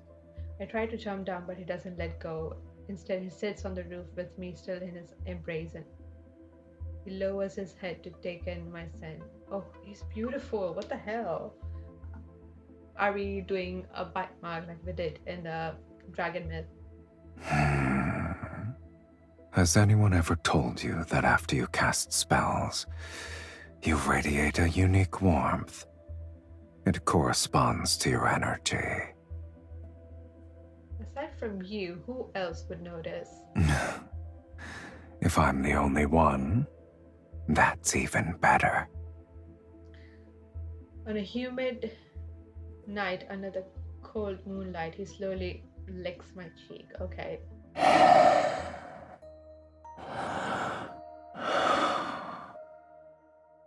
The warmth of a spell's embers on your skin is enchanting.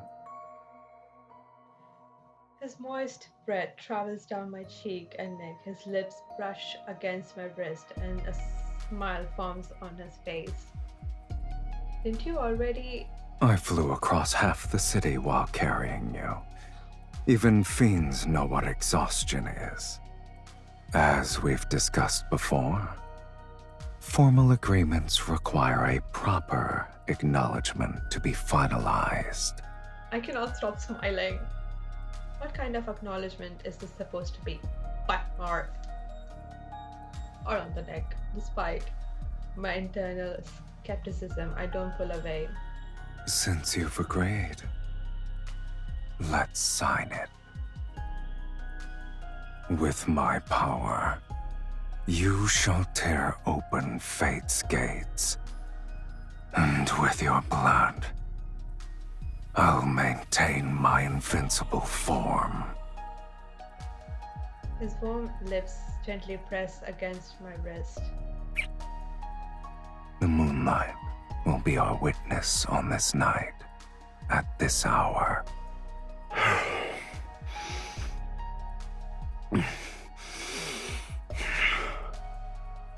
Pain courses through me as a sharp teeth pierce my skin.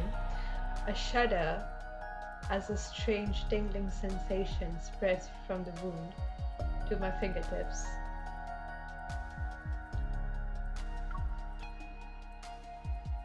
Hold on.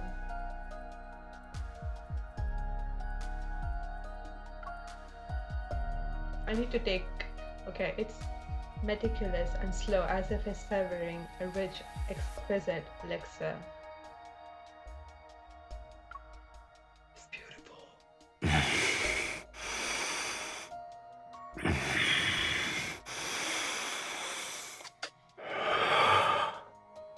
It lasts for a long time until the blood-red mist gradually envelops the silvery white moon. That was crazy.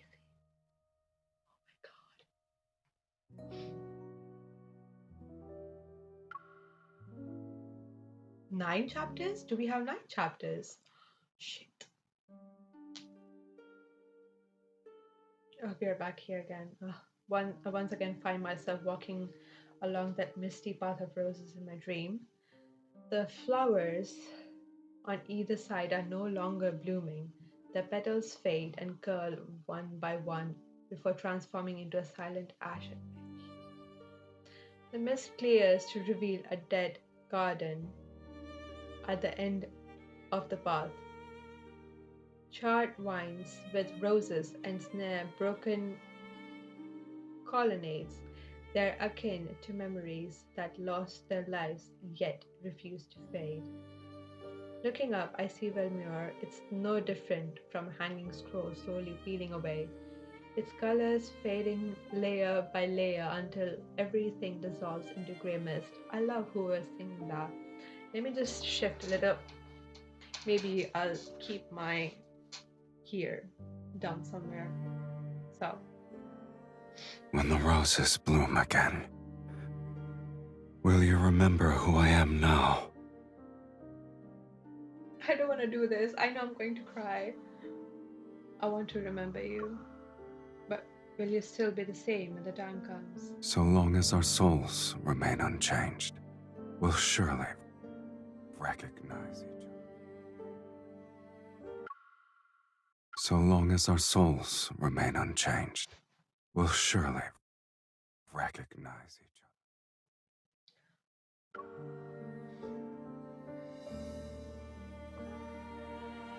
I know I was in for a heartbreak, okay, but I opened my eyes to find blood-red sunlight. Filtering through the gaps in the curtains, there's a thin layer of eerie mist in the bedroom. Was that a dream? You're awake? I tried to sit up, but the arms around my waist tightened and pulled back against a firm chest. You release me. Who said you could sleep here?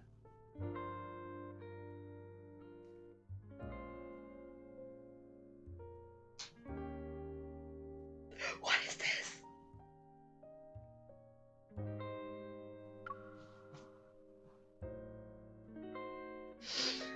His annoying arms ignore me and make me face him.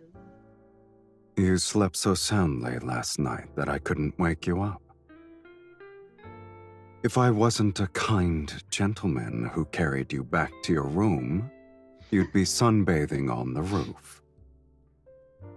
Worry not. When I walked in, I told the housekeeper that you were exhausted from dancing. No one will suspect anything. Are you saying I should be thanking you for your thoughtfulness? I'm honored.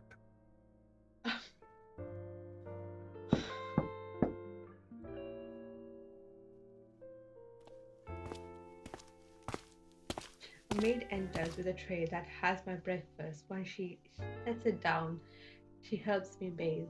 Did you have any strange dreams last night, my lady? Side-eye. I dreamed of a path covered in roses, and when I woke up, I held a rose petal in my hand. Why is it similar to my dream? What else did you see? I can't remember. The path was hidden in a heavy mist, and everything was blurry. Is everyone having the dreams? I question all the servants. They say they experience similar dreams. By the evening, the entire city is talking about this strange dream. In a world where death can strike at any moment, people believe this is an ill omen. Panic spreads.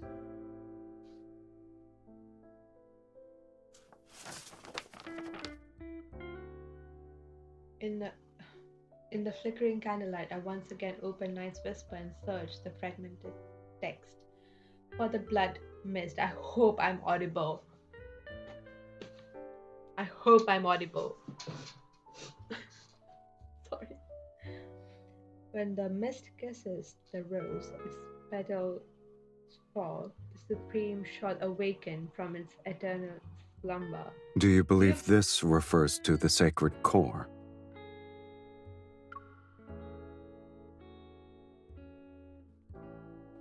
In a book I once read, there was a record of a powerful magic spell considered forbidden. It's called the Rose Dream Plague. It can force an entire city to witness the same dream. In other words, it's a disease that infects one's dreams. Is this the event story also? Only Serene would have the power to seal forbidden magics within a pair from decades ago. Is he truly kind-hearted to show later generations the path to the sacred core? This could be him mocking people like you.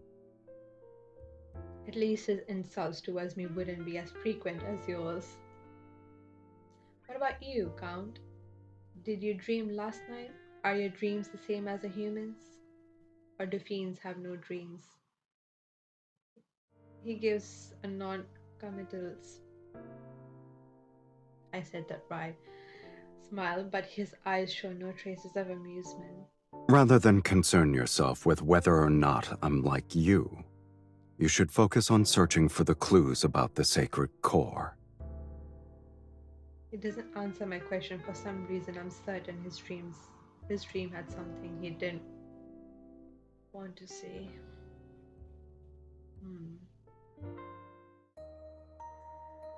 Oh, the music is here. That night, Silas had a dream.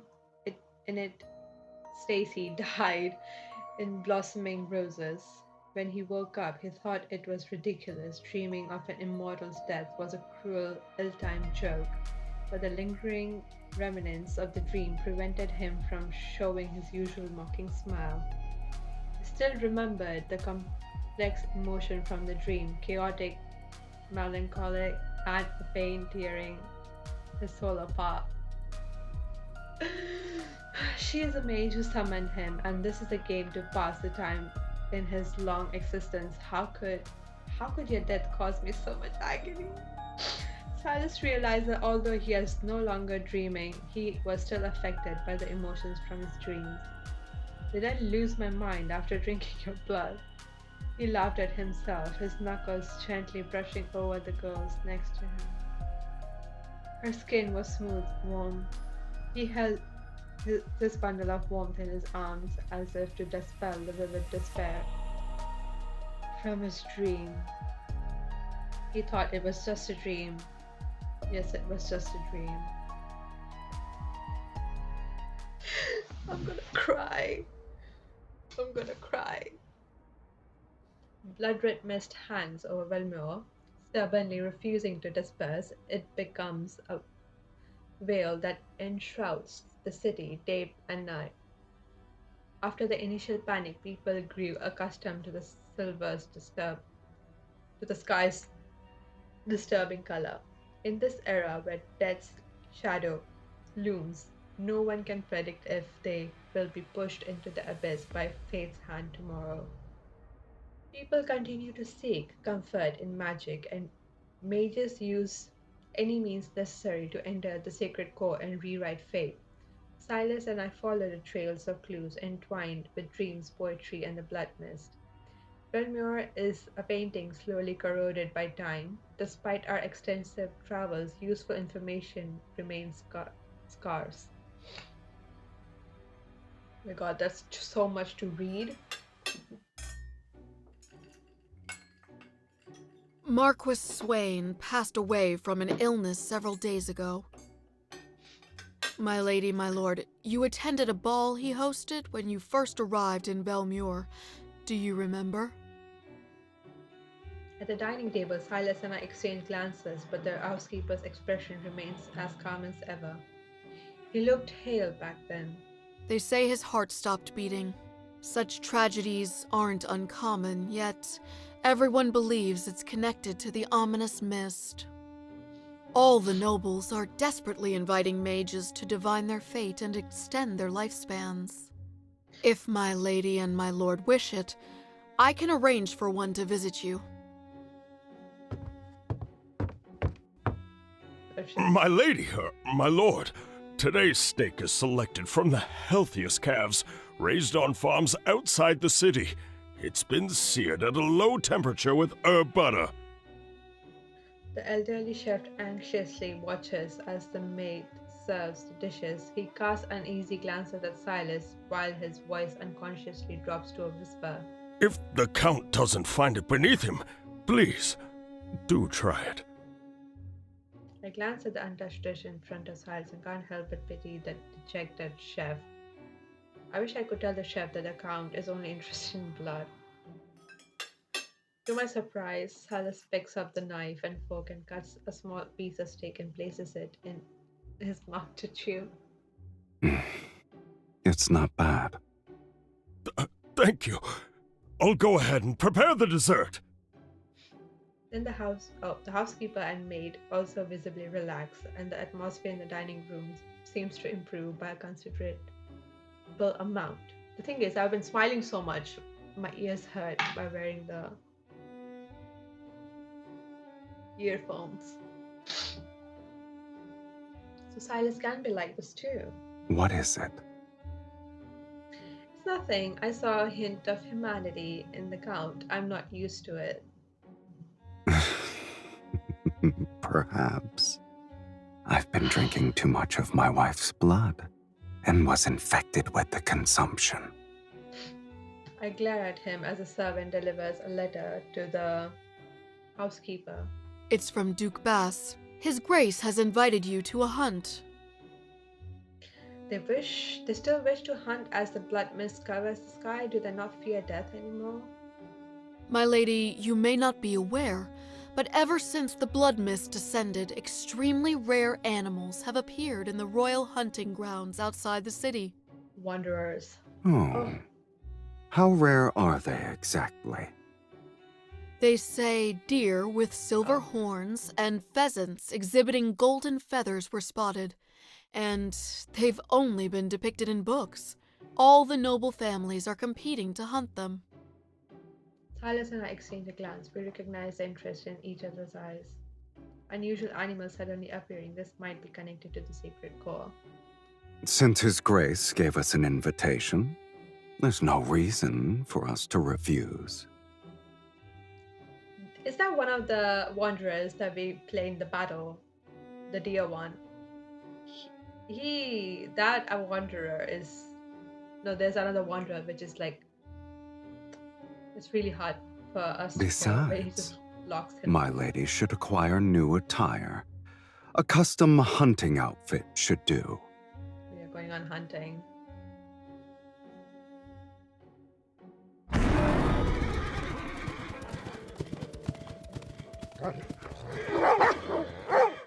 Sunlight pierces the crimson mist and cascades over the forest located in the royal hunting grounds. Every leaf is coated with a blood-red light. The hounds bark wildly as they run, and dozens of magnificent horses gallop through the woods. They temporarily disperse the airy atmosphere that looms over the forest. Look, there's a deer with white markings. In the distance, a herd of startled deer races into the forest's depths. Their fur is adorned with a wine-like white patterns. Okay, that's not like water. Is that a peacock? There are wild peacocks here? On the other side, a silver peacock stands on a large rock while displaying its tail. Its feathers shimmer with an almost surreal quality. Nobles are frenzied over these natural sights. Their servants and horses divide into the forest into chaotic, noisy sections. I guess none of these creatures are your actual targets. Sylus rides a tall, dark red hunter horse. His posture is impeccable, yet he possesses an ineffable ease. I could almost believe he's going for a casual stroll. According to the books I've read, when the sacred core is about to manifest, living creatures are transformed by powerful magic. They become incredibly beautiful. Are there any tomes you haven't read? You're a walking sacred core encyclopedia. Encyclopedias are thick. Those who can only make nasty remarks should be careful, lest their skulls be crushed by one. Stop. An unusual magical force slowly reaches out from the depths of the forest. It's akin to slender, cold tentacles. Sylus. I sense it. Let's follow it. I'm so deep into the story now. We avoid the groups and track the magical force into the dense forest. The blood-red mist thickens and a streak of disturbing white flashes. It's a white crow, its feather as pure as snow. A rose vine crawls out from its back. A semi-transparent bud grows on the vine, and thin streams of blood are flowing within it. I remember Mephisto. Hold on. I have this. I'm just gonna sit with him somewhere. Can you sit there? We'll read it together. Hold on. Okay. There we go. It's a magical creature.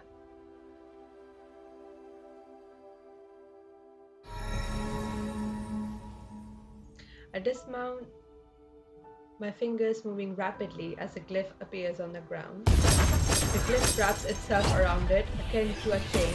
It's about to tighten and trap the white crow.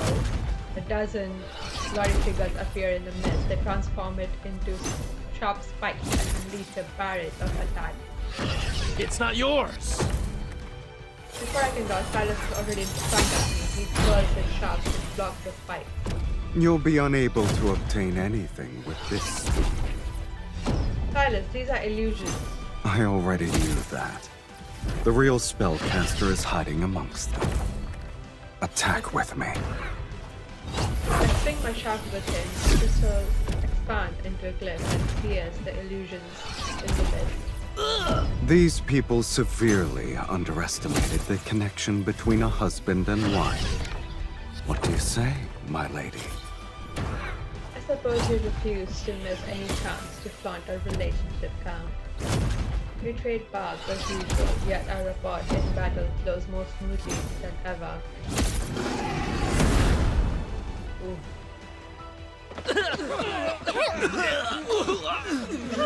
Mist is gone.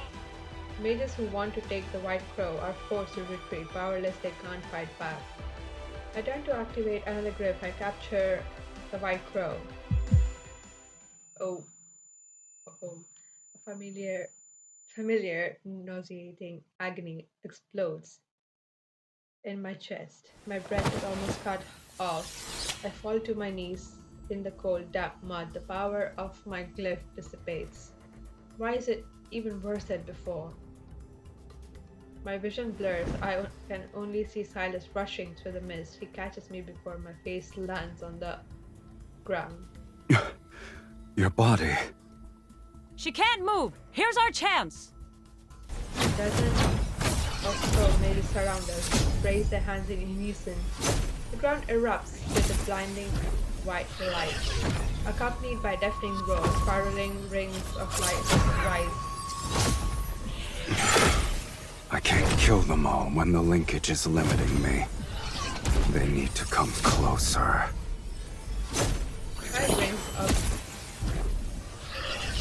Five rings of light rotate in various positions and mesh together in a gear-like fashion as they close in. My energy and Sylus's are draining. Several impatient mages move, hoping to seize the opportunity to capture the white pearl. At last. Within range, Sylus cuts off a group of mages akin to a blade. His staff repeatedly pierces their chests.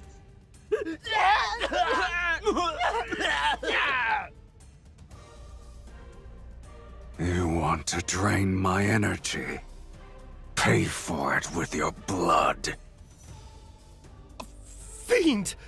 It's a fiend who drinks blood! Nobles drawn in by commotion hide, keeping their distance. Their faces turn ashen as they witness Sylus furiously drink the mage's blood. The spiral glyph continues to move, and my energy is almost gone. The excruciating pain shatters my body into countless pieces. Sylus. He returns to my side, his eyes flashing with a savage intensity, yet they brim with a certain determination. He raises his wrist and pierces his skin with his fangs. Bright red blood winds down his arm. Is he going to give it to us to do? Drink. I feel a fear in the depths of my subconscious and use my last ounce of strength to shake my head. You don't have a choice. He grabs my jaw and presses his wrist against my mouth. When my tongue touches his skin, his blood reminds me of burning embers. It explodes inside me and churns in my veins. My heartbeat is all I can hear, and it's accompanied by a sharp burning pain, yet it's quickly dispelling the weakness and oppressive sensation in my body. The mist around us suddenly churns and swirls as if countless hidden eyes are opening within it. The gear-like glyph is silent, its light dissolving into the mist. Lean on me. We'll leave this place. Our figures vanish into the depths of blood mist as Sylus holds me. Ooh, that scene. I want someone to make fan art from it. Yeah, on to the next chapter. Oh my god, it's been 2 hours! In my hazy consciousness, I can only feel a warm, thick, strange, yet intoxicating liquid between my lips. My throat tightens as I greedily drink it. I'm savoring the sweetest poison drawn from darkness itself. A little more. Breathe. You're doing well. I slowly open my eyes. My vision is only filled with a dark crimson hue. Blood? I realize my tongue is lapping Sylus's wrist, his blood slowly trickling down from the corner of my lips. I quickly move back and sit up, only to discover that I'm lying in a stone coffin. It's adorned with intricate carvings. Welcome home, Countess. Where am I? My home doesn't have anything like this. I look around. This place resembles an underground vault with walls made of dark stone. Candlelight casts shadow that stretch into monstrous shape. Of course. This is my home. I could use another descriptor. Welcome to the underworld, Miss Mage. Underworld? How could a human possibly enter this place? They would have to drink my blood. Oh, got me thinking he changed her. The metallic taste of blood lingers in my mouth, but I'm not repulsed by it. How strange. The suffocating feeling from before has subsided without me noticing, but the pain inside my body still reminds me of everything that happened. The White Crow. The clues. Oh, sorry, I'm too close. The White Crow. The clues to Sacred Core must be on it. I forced myself to climb out of the stone coffin, but when my feet touched the ground, I collapsed from excruciating agony. Do I have to stay in the coffin? Ooh, Mephisto is here. I mean, not Mephisto, but a white feathery figure flies across the underground chamber and lands gracefully on Silas's shoulder. Here's your clue. In your current pitiful state, you shouldn't be running around willy-nilly. This magical creature can enter the underworld too? Since it was prey that caught your interest, my lady, I naturally couldn't let it escape. I'll admit, it's peculiar. I've never seen a magical creature that can freely travel between the human world and the underworld before. Okay, Silas helps me stand. The white crow shows no intention of flying away. Instead, it tilts its head as it watches me. The vine on its back sways gently with each breath, its bud remaining tightly closed, as if hiding secrets. I wonder how long it will take for the flower to bloom. When it happens, what you're looking for might reveal itself. Is that the secret core? But your weakness has been exposed. Those mages won't give you a moment to breathe anymore. If you leave now, you'll be walking into death's sweet embrace. And now you don't want her to be there, right? His eyes reveal their typical mocking gleam, but there's a hint of genuine concern. Let's go. I remain silent for a moment. The intense anguish coursing from my body forces me to lean on him for support. If you don't mind me staying here, then I'll wait for the rose to bloom, Count. I have welcomed you from the very beginning.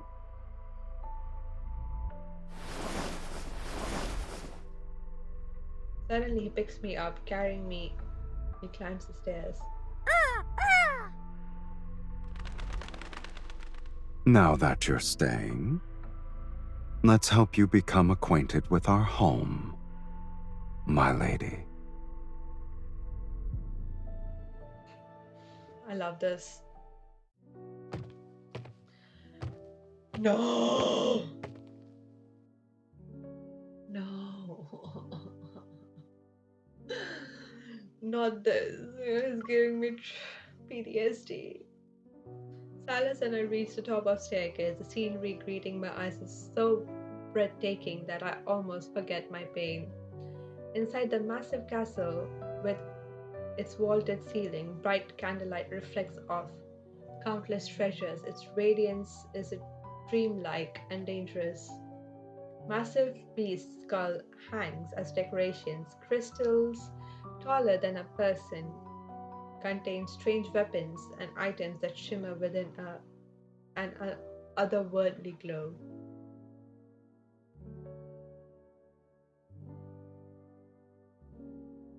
Is this how we live in the underworld? No wonder you hate being summoned. They're nothing more than trophies.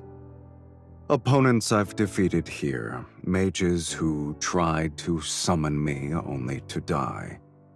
I always keep one item from each of them as a souvenir. His nonchalance sends chills down my spine. But this place is actually a graveyard.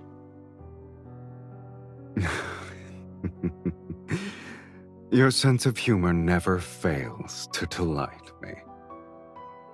Even if this is a graveyard, it's been deathly quiet for a long time. I've run out of rivals in the underworld. There are no fiends who dare to challenge me. And I can count the mages who survived long enough to complete the summoning ritual on one hand in the past century. So, I'm bored. I'm also amazed who summoned you. Are you planning to take a souvenir from me? He glances at me. We'll discuss that after you're dead. Music! So you also have a sense of humor. It's a pity that the underworld and the human world lack individuals like you who appreciate it. We are bonding. It seems my sense of humor is destined to only entertain you. As he carries me around to brag about his keepsakes. With great enthusiasm, I catch a glimpse of something within the castle. Is that a pipe organ? Yes. In the midst of flickering golden light stands a silent, imposing, dust-covered pipe organ. Its wooden casing has lost its luster, as if it's been forgotten in the depths of time. I wanna cry. Can you play it? He places me on the bench and I press a few keys.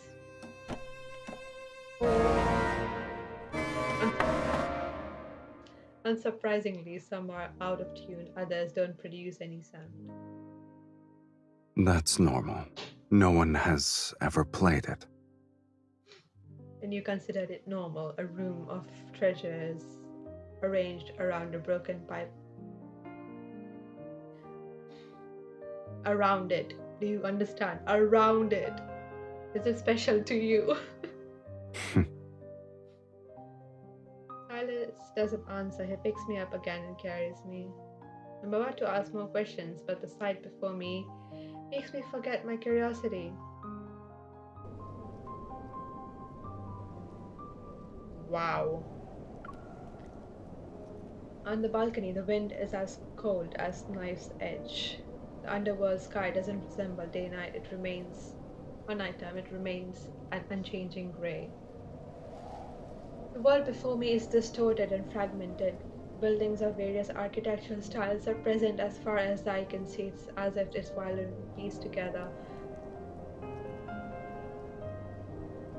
The marriage banner. I forgot the name again, but in the distance, a crimson barren mountain rises. Large rock chunks float around its edges. Beyond that lies a motionless sea, akin to a glass sculpture. The waves are frozen as they break. Does he remember after the underworld described in various books is nothing like this?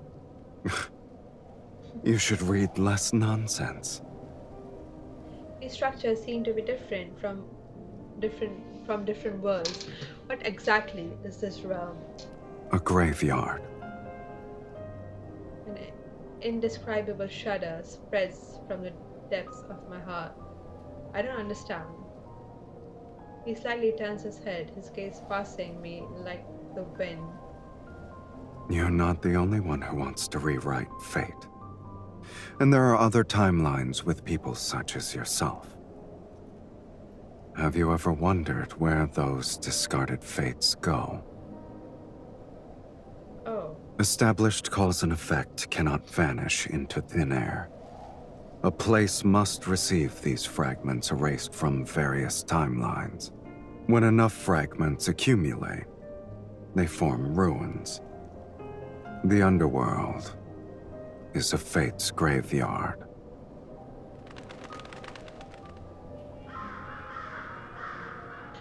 similar to a hunter searching for carrion above a graveyard, the white crow soars in the distant gray sky. I don't know if I'm stunned by Sylus's words or affected by the countless energies surrounding me. A ringing noise floods my ears and my limbs weaken. The magnetic field here is too chaotic. Your body isn't strong enough to stay outside for too long. Without saying another word, Sylus lifts me into his arms and carries me back. Black, red mists follow out to seal the doors and windows behind us. Oh. I'm gonna keep you here for my emotional support. Back in the stone chamber, beneath the castle, What was once eerie now feels comforting by comparison. It's suddenly quiet in here. The stone chamber shields me from the chaos outside, and even my breathing becomes steady again. Only being quiet isn't enough. He places me back into the ornate stone coffin, noticing my look of protest. He pats my hand to reassure me. You'll recover faster here. No wonder you use this stone coffin as a bed. However, humans need plenty of food to recover. We can't just rest. You only require blood now. There's no need for regular meals He anymore. did change us. Dauntless, I grab his hand. I've been eating human food for hundreds of years. I can't quit. Even if my body doesn't need it, I still need food to sustain my mind. Otherwise, I'll keep pestering you. How troublesome. That was affectionate, okay? What is this place? I hear rummaging, then Sylus quickly returns with several pouches in his hands. You're fortunate. You're fortunate. In the underworld, my abode is the only one where human food can still be found. I wonder who's the unfortunate mage you scavenged them from. This food isn't centuries old, is it? It's 100 years old. It's fresh compared to you. Sir, there are traces of magical seals on the pouches. Mages typically use this method to preserve food for extended periods. My throat burns right now, but no mage expects their food to last 100 years. Are you going to eat it or not? I'll try. Silas's face shows disdain, yet his movements are swift and efficient as he opens the pouches and lights a fire in the stone chamber to heat the food.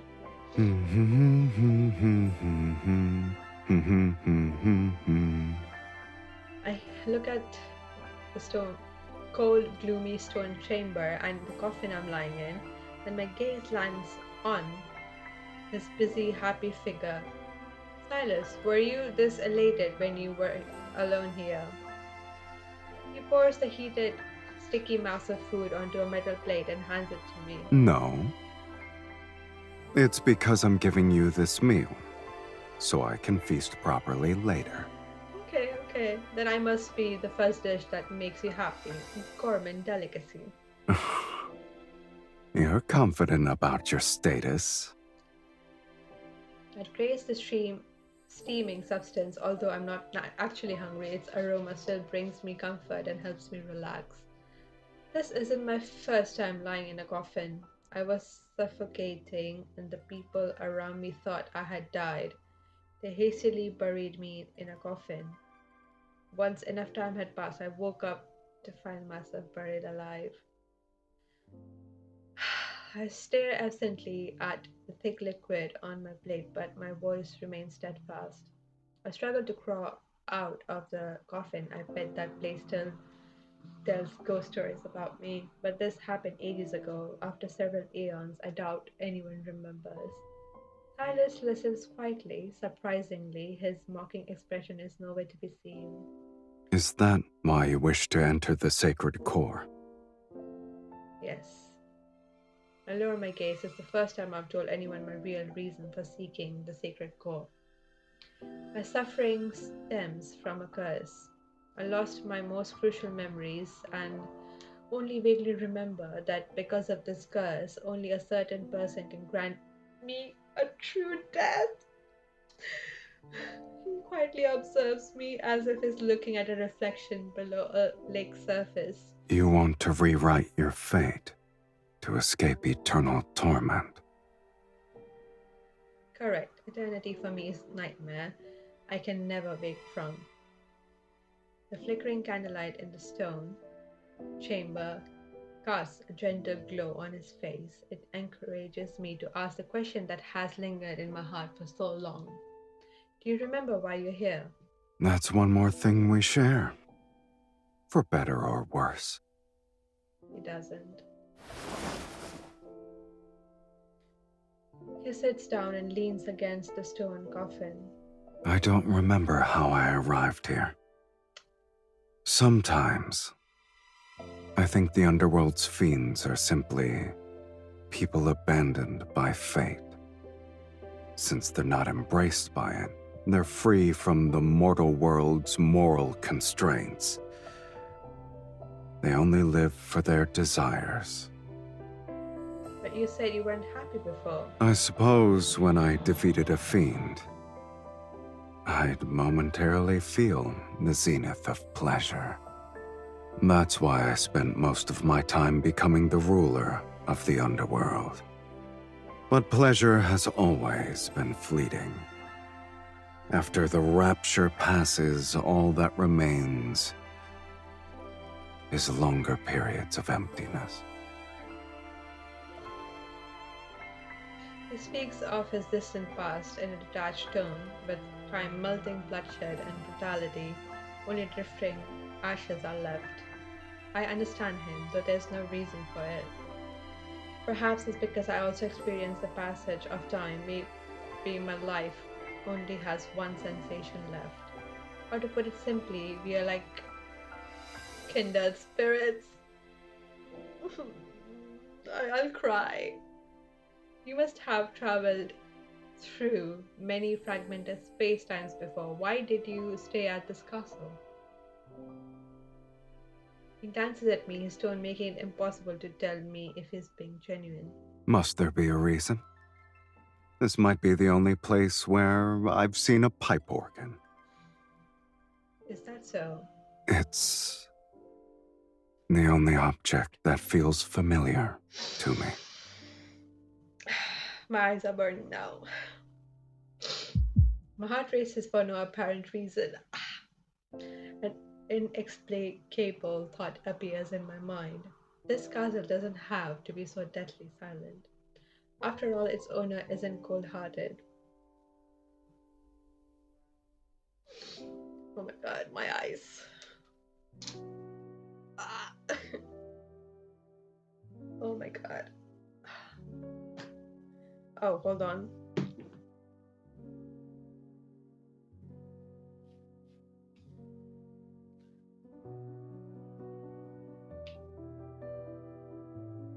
Not my glasses just going kaboom. Oh, there's more.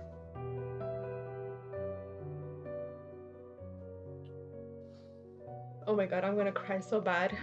Oh, there's still 3 left. My ears hurt. It's already been 2. Stop, we are starting here again. Several days later, the torment inside my body has slightly subsided. I can now leave the stone coffin and walk around the castle. Living alone in a large building must be boring. Grayish light pours through the castle's window as the white crow dives. It's carrying something in its beak. It lands on the railing beside me and opens its beak. A black flower gently rolls into my palm. Is it for me? Is this a rose? It has the shape of a rose, but I've never seen this color before.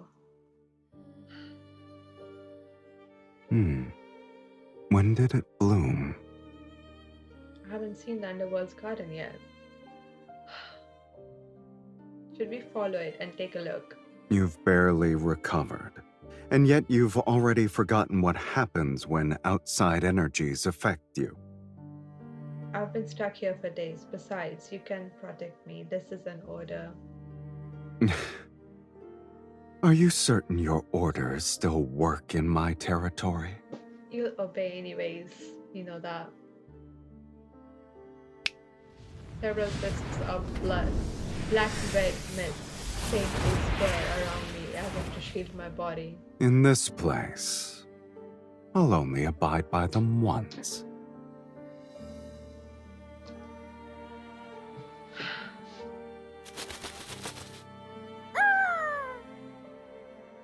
The white crow leads us to the area behind the castle. The hillside is shrouded in hazy light. To my surprise, a field of blooming blue and black roses lies at the bottom of the stone steps.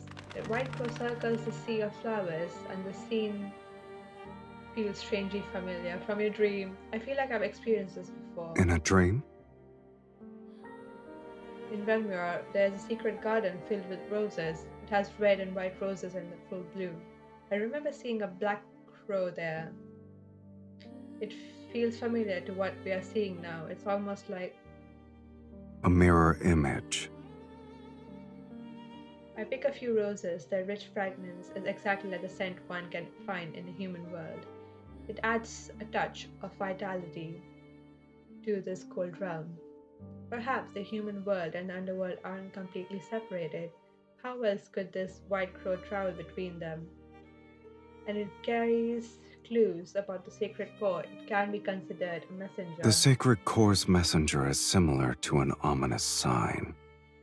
It It deserves a fiend's name. We'll call him Mephisto.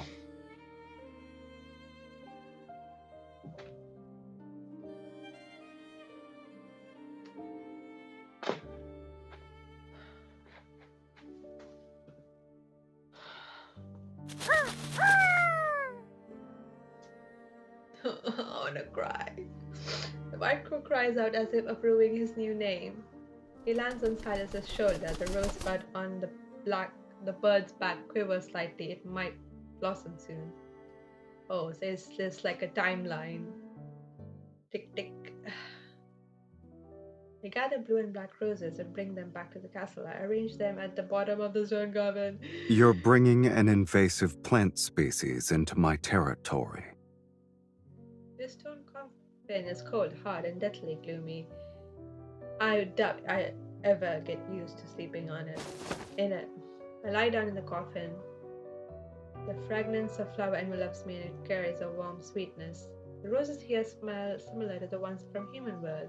Falling asleep surrounded by this fragrance might give me a better dreams. Do you want to try it? Since when did you start believing in these things? I once fell asleep amongst flowers, to be exact. It was the secret garden I told you about. And you had a beautiful dream. Yes, I still remember it to this day. Tell me about it.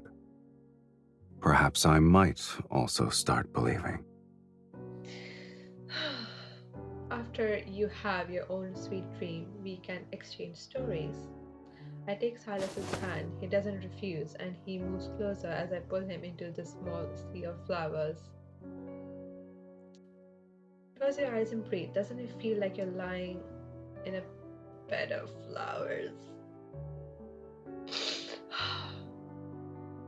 I can believe I'm basking in the sun. Stone remains as teasing as ever, but there's a subtle joy in his voice.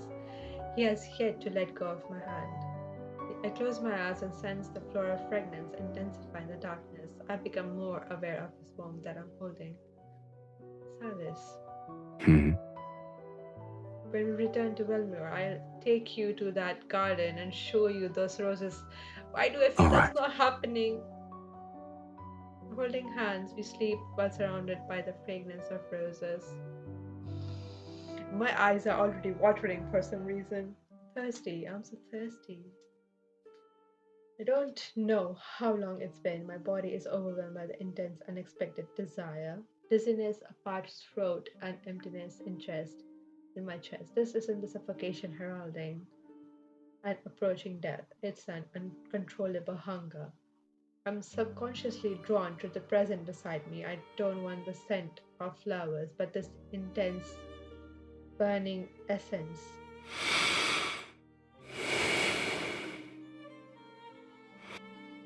Oh.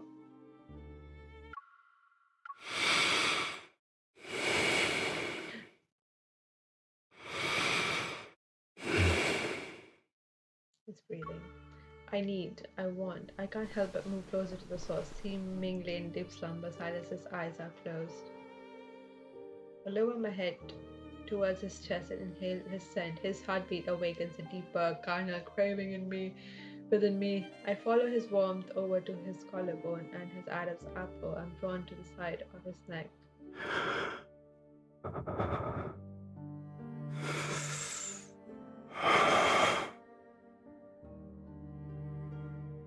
The essence presence is more evident, its warmth pulsating through the tip of my nose and lips.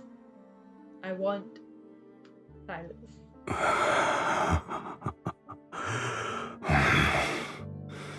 You don't need to restrain yourself. Oh my god. Hi.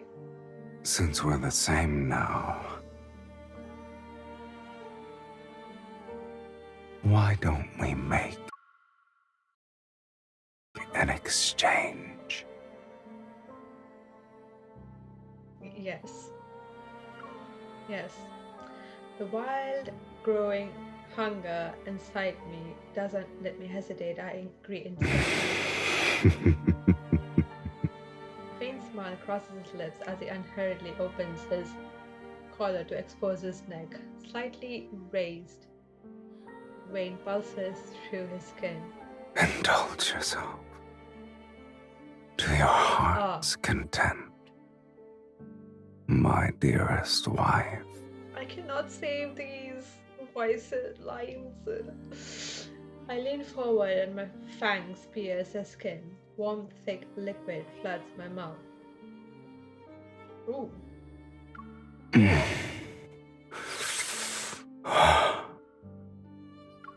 Oh my god. Oh my god. The taste in my mouth is rich, glowing. It carries an intoxicating power that makes me dizzy. I feel as though I'm drinking the night's darkness that's been brought to a boil.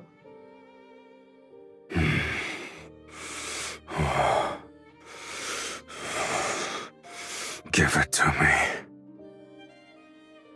As I tilt my head back to catch my breath, Sylus turns his head, opens my collar, and sinks his fang into the crook of my neck.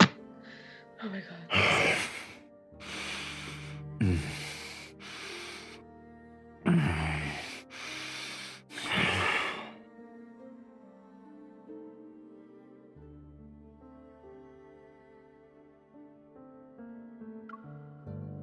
Pain and pleasure overlap and surge as our breaths quicken and intertwine. Blood and skin press against lips and teeth. The scent of flowers and blood merge, and our heartbeats gradually synchronize beneath our skin.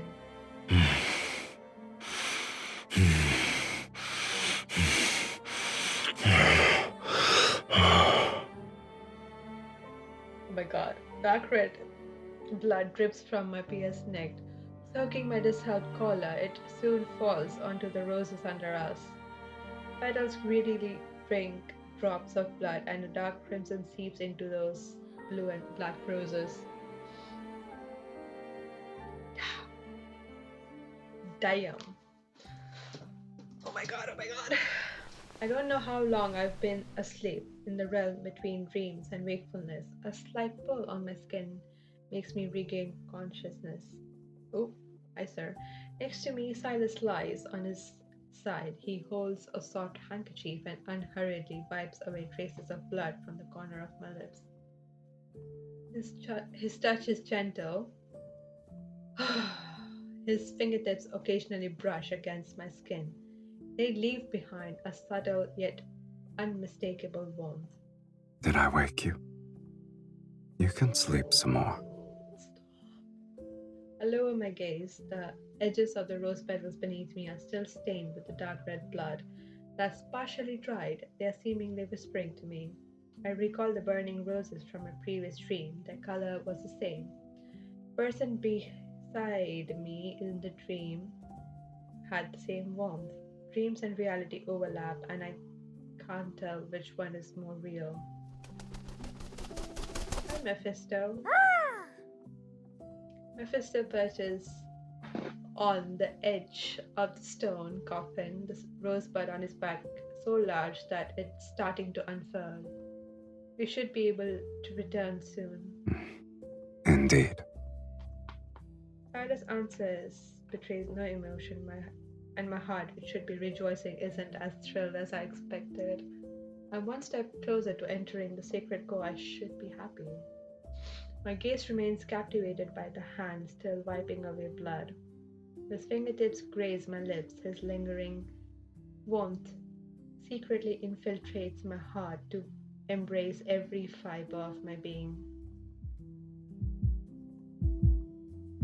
Once I enter the sacred core, this curse's shackles will no longer bind me. Doubt lurks, its rusty blade silently embedding itself into my heart. Isn't this what I've always wanted? Why am I hesitating?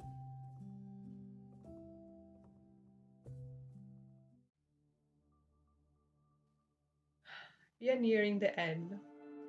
The rose on Mephisto's back blooms more beautifully each passing day, unfurling one layer at a time. Its petals are akin to ignited flames. Deep within the flower center are entwined silver thread like patterns fragmented of magical power. Once the rose is in full bloom, these magical fragments will be revealed. I'll piece them together then. My body is recovering, but I know deep down that it will never return to what it once was. For reasons unknown, the searing sensation follows me like a shadow. It's not as intense as when it suddenly appears, rather, it's constant underlying pain. But I lie to Silas and tell him that I've made a full recovery. Silas is uncharacteristically distracted. He only responds with a slight nod. The unspoken truth between us is that after leaving the underworld, we'll reach the sacred core. These should be the last moments of my life in the underworld. Before leaving, I want to leave something behind. Perhaps it's to prove I was here, and perhaps it will make him remember. I, I wiped down the neglected pipe organ deep within the castle, opened its cover, and cleaned the pipes. You're already bored of this place? Or you have a rare hobby for repairing pipe organs? Not necessarily. In the past, I disguised myself as a devout choir member to find a book containing forbidden magics. It was sealed in a chapel. Ah, yes. You do something of that nature. Adjust the pitch of each note until the organ sounds normal again. I stayed there for a long time, learned tuning and repairing techniques. I never thought I'd get used to them here. I think it's tuned. Do you want to try playing it? Why don't you do that? I'm not ready for whatever's coming. I'm nervous. The only pieces I learned back then were all monotonous and boring.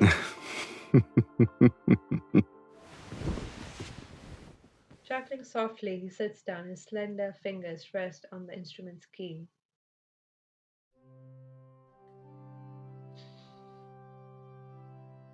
The melody flowing from his fingers remind me of warmth.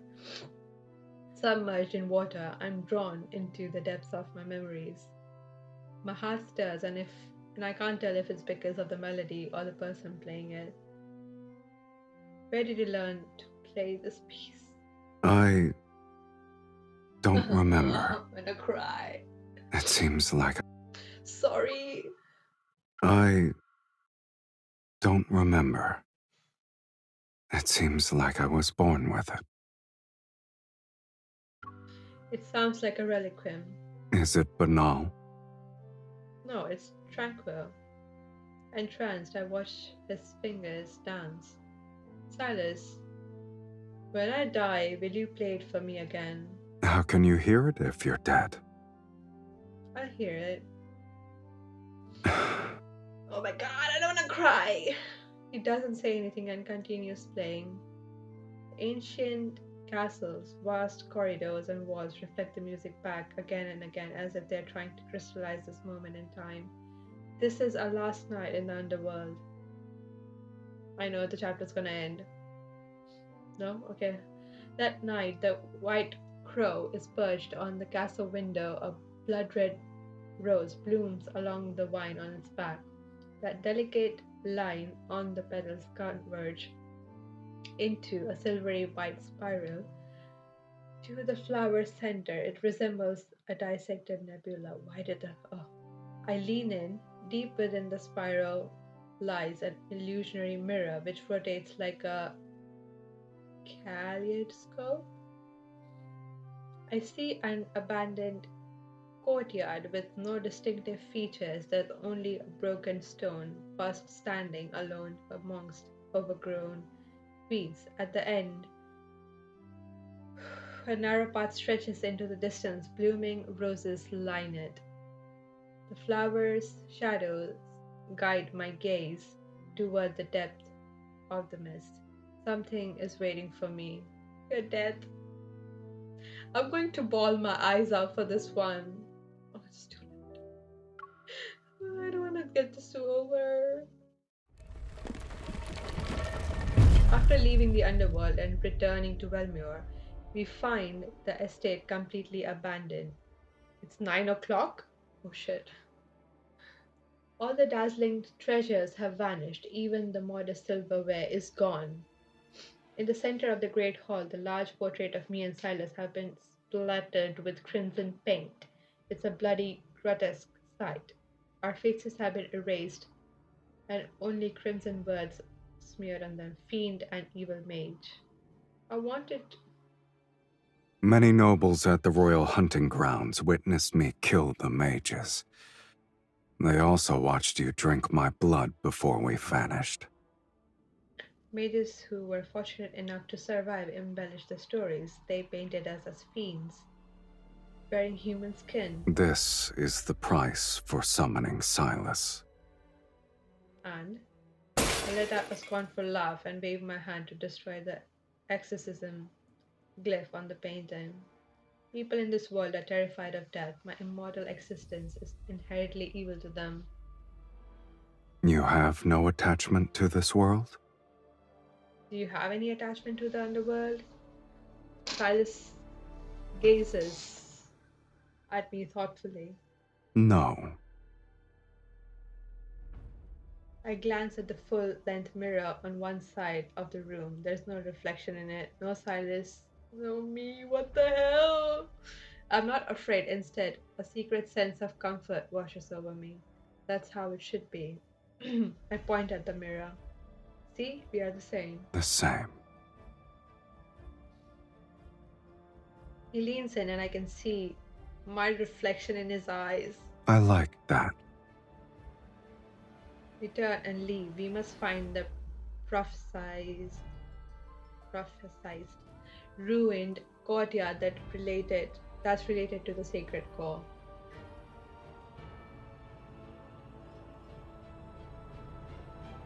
We search Velmure for an abandoned courtyard containing a bust. Mages block our path.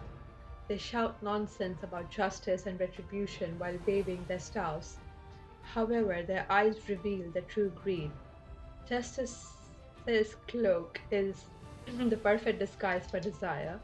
In merely a few days, news of a fiend and an evil mage returning from the dead spread like a plague. Mages create rumors that we seek the sacred core to overthrow the world over and unleash fiends upon Philos.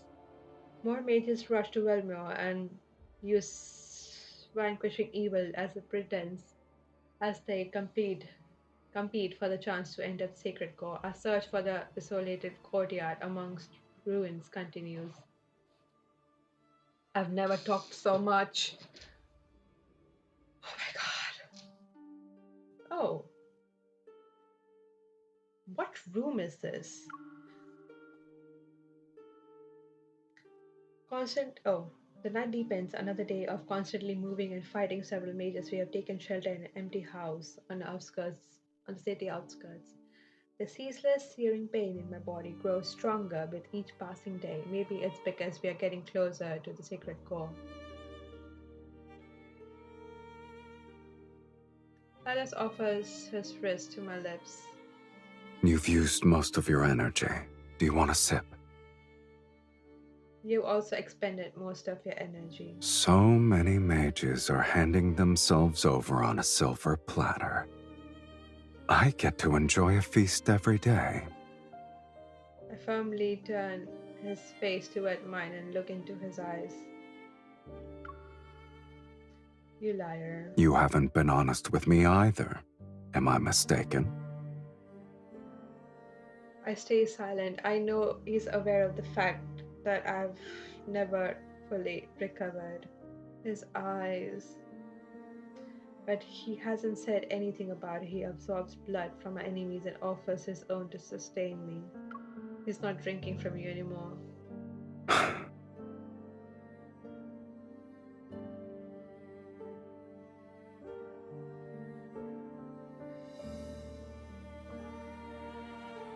He sighs before he somewhat forcefully pulls me onto his lap. He guides my head to the side of his neck. If you still want to enter the sacred core, then bite me. I stare at his injured neck that hasn't fully healed. My heart Isn't it our races. ritual? I gently press my lips to his skin and warm blood flows into my mouth. Moonlight veil in the blood mist shines through the window. It illuminates his gaze and I feel like crying. And those unfathomable depths could swallow me whole. I don't think I'll be able to read it. Oh my god. Whew, okay. It was only a glimmer, yet it feels like 1,000 years have passed. A thought begins to expand. It's akin to a sponge absorbing water. Oh my god.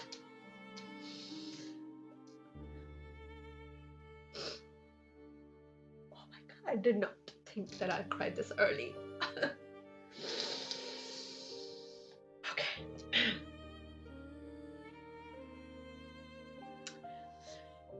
After rewriting fate, I will never see these eyes again. Stop.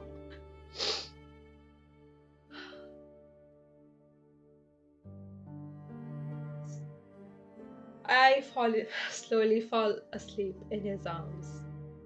But even in her slumber, pain is merciless. She frowns, her breathing is rapid as if an invisible hand is squeezing her heart. Subconsciously, she grasps his fingers before reluctantly releasing them. Silas pauses, then he holds her hand again.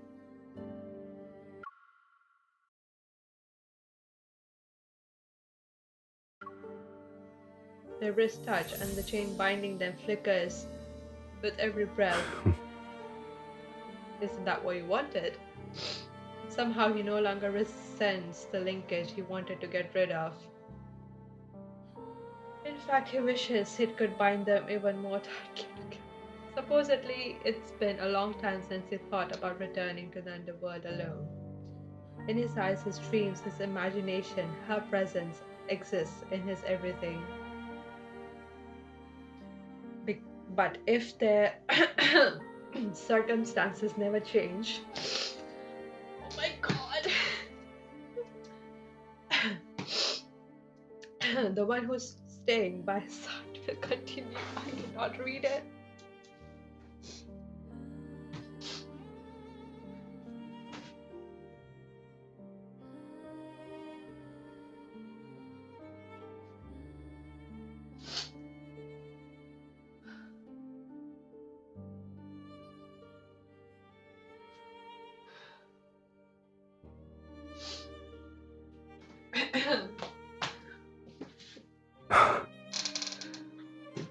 If bearing a curse is your fate, then rewriting that is part of your destiny.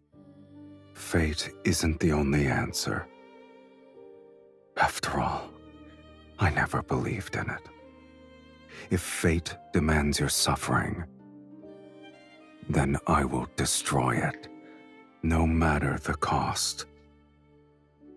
This shall be the price I pay. Hold on. I forgot my apa. Oh my god. Should I cut this out? I don't want to be sobbing like crazy. Oh my god, oh my god, oh my god.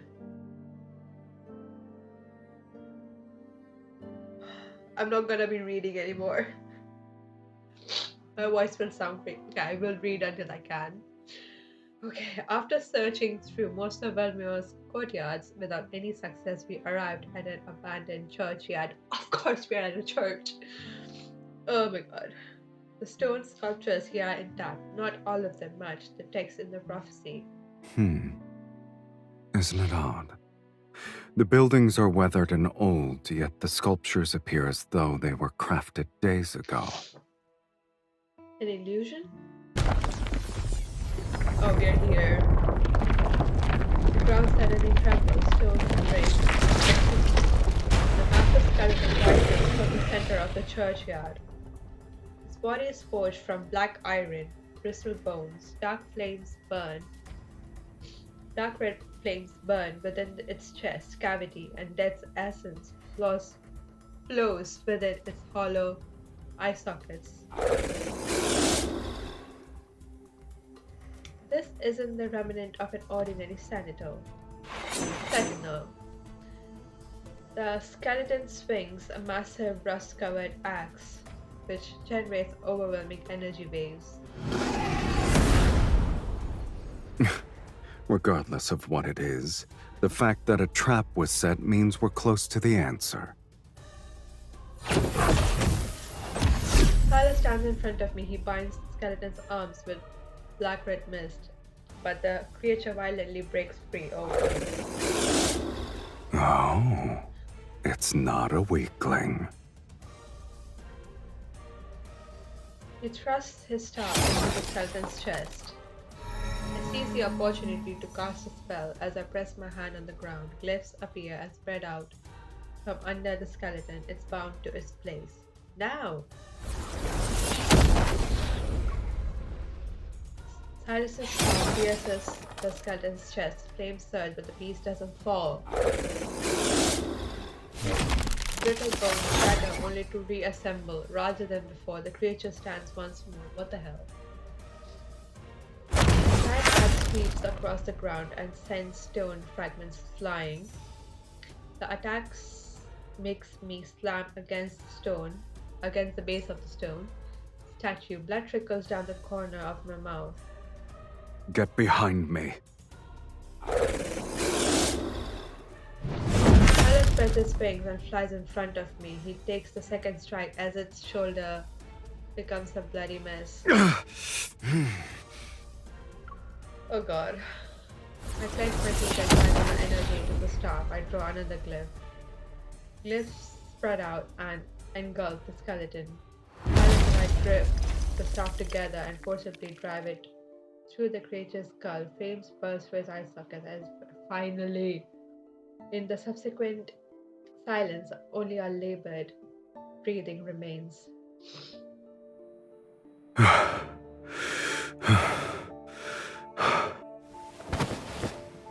fall to my knees, my palms covered in blood. I gasp for air as the searing pain inside my body intensifies. Sylus folds his wings, drags his injured body over me. He supports me. What a shame. We almost died. Yes, we barely avoided that opportunity. In spite of her pain, we weakly smile at each other. Amongst the broken stones, a half-destroyed statue emerges. It matches the one in the prophecy. At the end of where the statue points, a narrow path lies, hidden in the mist. The blooming... I've seen it in the paintings and in the dreams. I don't want to do this. Oh my god. This is the entrance to the sacred core. The goal that I've chased for hundreds of years is right in front of my eyes. I said it differently, it's written differently. I'm momentarily stunned. This isn't a dream, yes? Sylus stares at the misty path that leads into the unknown. His expression darkens. Since this is what you want, let's continue. I extend my hand towards him, silent. He looks at it, then takes it. Hand in hand, we step onto the rose-covered path and venture deeper. Oh my god.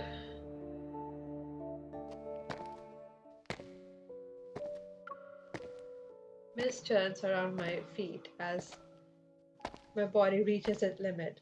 With each step feels as though I'm walking on knives. It's as if my body has been torn to shreds, yet my flesh and bones are forcibly held together.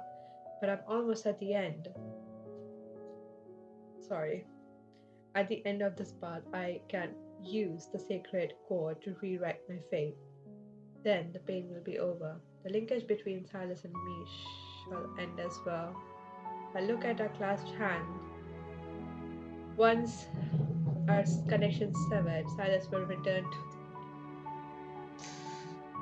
As for me, I'm uncertain of the life waiting for me, but it will be one without a curse, pain, and Silas. From the depths, a breeze blows along the path and carries a faint floral fragrance. Rose petals scatter in the air. They land in my hair and on Silas's shoulder.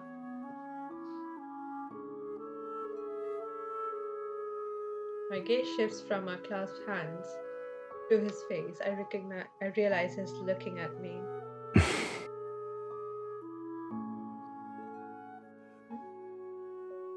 What is it? What? The entrance is beyond the mist. I know. Why are you still here? I stop in my tracks. Once I enter, we might not have the chance You're to say eager to goodbye. bid farewell. I want to do it properly. It's similar to a proper acknowledgement. You don't want me to see the sacred core? All right then. I wasn't even the slightest bit interested. His tone carries its usual sarcasm, but there's no trace of amusement in his eyes. Should I offer my blessings for your inevitable death? I wish that you'll be free from curses and live an ordinary life without any sort of suffering. Or should I wish No! for us to never meet again? No! Yes! I mean, Case, yes. Oh my god, what is going on? Why can I do that? Okay. I take a step and pull his arms and stand on my tiptoes to kiss his lips.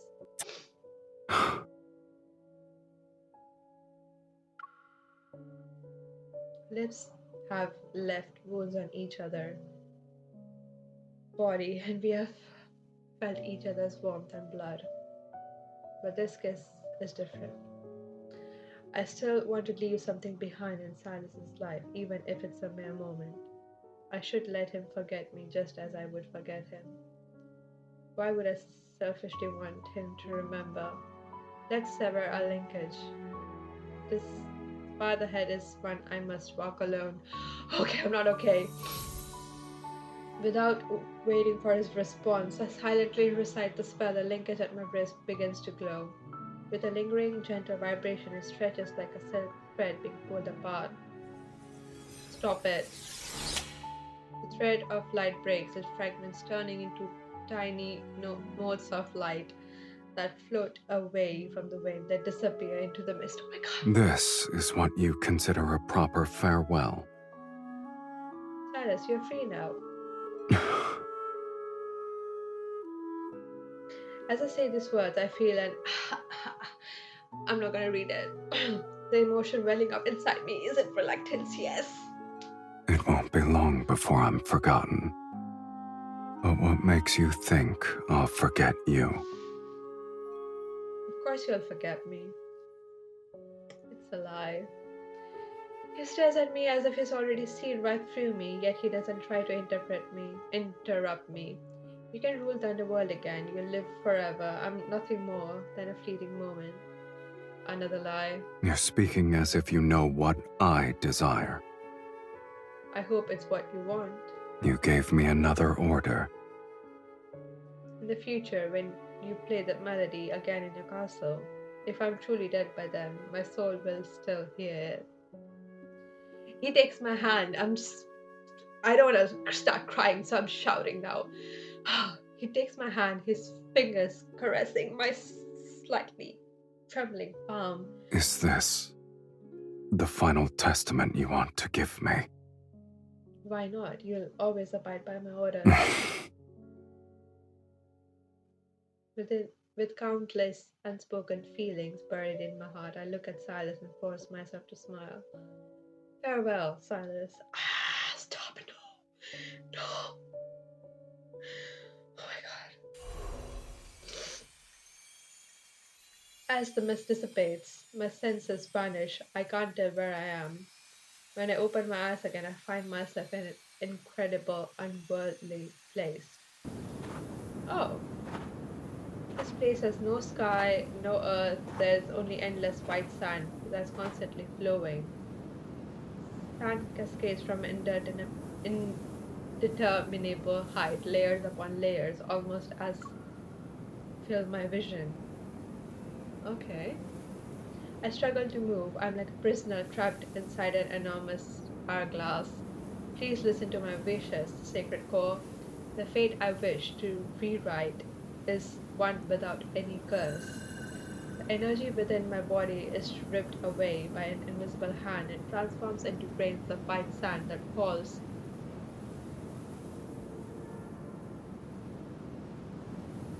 into the flowing sea beneath my feet. The sea of sand turns as a human skeleton slowly rises to the surface. Tattered, old clothes still cling to it. I can faintly make out the embroidered badge among the name on it is Karen. My pupils constrict and my breathing becomes rapid. Sorcerer, the last archmage to enter the sacred core, the one who left clues about its manifestation for future generations. At long last, a prisoner of the sacred core has arrived. The skeleton's jaw moves slowly as it begins to speak. You've discovered that this is a lie. The sacred core could never rewrite fate. It's merely a vessel that devours the strongest souls. I'm giving you a finger. I don't want to do it, but ah! All mages who enter the sacred core sacrifice their souls. Now it's your turn. I'm not gonna listen to you. Fear surges wildly in my chest. I struggle to stay calm as I create a glimpse to slow the process of my energy being drained. Akin to a waterfall, sand pours down from above. Cracks begin to appear in my glyph as my scorching energy continues to disappear. I can accept death, but I refuse to be manipulated. Crystalline fragment detaches itself from my chest. It emits a dazzling light. My body feels weightless, excruciating, searing pain vanishes. Centuries of torment fade away as if I wake up from a bad dream. Is this the source of my suffering, my curse? Is a fragment of an incomplete soul? No. I desperately. I had to. My laptop stopped recording, but I'm sure I don't know when did it stop recording. Hopefully it's not too long ago, but okay. So it's 32nd here now, 32, 33. All right. I started a new week. Okay, I didn't choose this. Rather, my action is driven by pure instinct.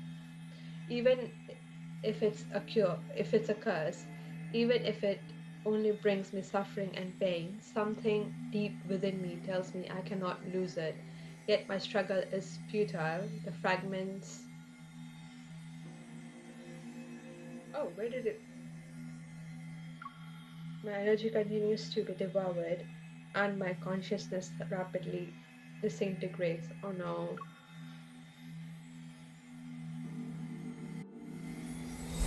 Darkness closes in around me. A familiar light begins to spread from my wrist. Linkage I had assumed was severed. It pierces the waterfalls of sand and layers of cascading white are torn apart. The linkage between us cannot be severed. Silas advances against the sand's flow, his figure akin to blades passing through the false wall. Ah! Hi! Don't come any closer. The sacred core will devour your soul. You can't stay there. What about you? Have you resigned yourself to your fate? Didn't you say you'd rewrite it? Yet as we speak, you're willing to become a sacrifice? It's too powerful. A mage's power simply can't. Oh, it's too powerful? He grips my hand and pulls me out of the sand. His intense gaze meets mine. Have you forgotten? You're not an ordinary mage. You're the mage who summoned Sylus. If you're willing to pay the price, then nothing is immovable. Not even fate. Intense dread washes over me as I desperately try to stop him. Sylus, no, no! Yet he only responds with a gentle smile. What?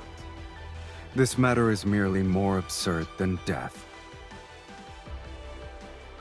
Acid energy erupts from the voice, waves of intertwined black and red crash against the realm around us. Sand flows upward, everything trembles, and white sand transforms into white storm that engulfs everything. I use every ounce of my strength to hold on to him. Yet, in the depths of his raging whirlwind, I see a crystalline fragment of his soul float out of his chest. It's swallowed by the sacred core. Sylus! Light explodes between our tightly clasped hands as the space around us collapses with thunderous roar. We fall endlessly into the chaotic void. He spreads his wings and holds me in his arms.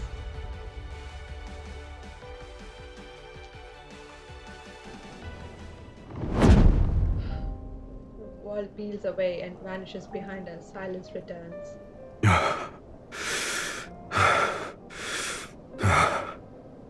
Silas's breathing is erratic, his face is deathly pale, and his body feels unnaturally cold as he holds me. Without your energy, you won't be able to return to the underworld. I never intended to go back. I caress his cheek. He lowers his gaze as a weary smile appears on his face. Sylus, we had identical soul fragments, and we lost them. Aren't two shells that lost their souls still the same? I stare at him until tears blur my vision. The pain within my body has vanished. The curse of immortality has been lifted. For the first time, I've truly become an ordinary human.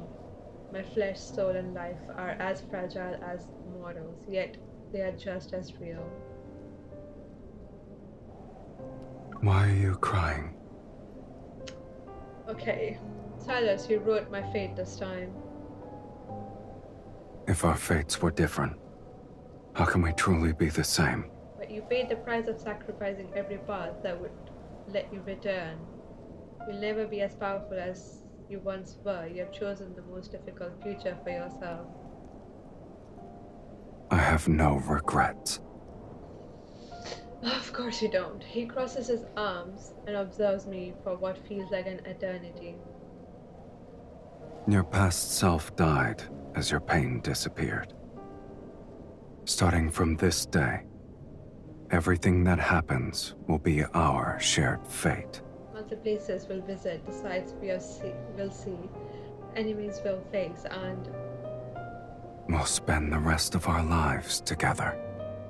are you afraid? You destroyed the sacred core, so we made an enemy out of everyone on Sylus, and we are no longer invincible. There's only one thing I fear. I found the person whom I want to spend the rest of my life with. Yet, Stop.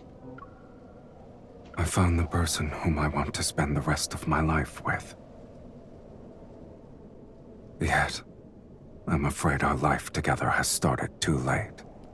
You cannot do this to me. Moonlight descends. Oh, hold on. Moonlight descends as the blood mist dissipates with the sacred core beneath the heavens. Velma falls into a brief, peaceful slumber. We welcome the rest of our lives with open arms. Our last chapter. Oh my god.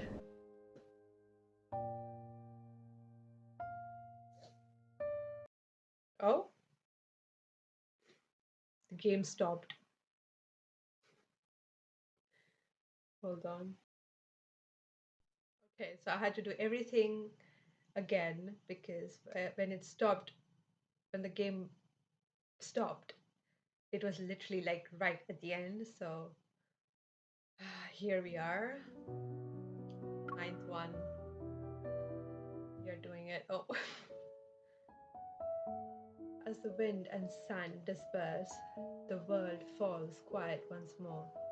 Before the world collapses again, Silas and I visit the secret garden we promised to visit.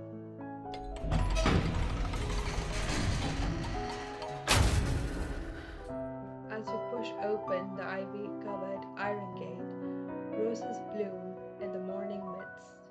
I had this place built a long time ago, during the era of my maternal grandmother, to be exact.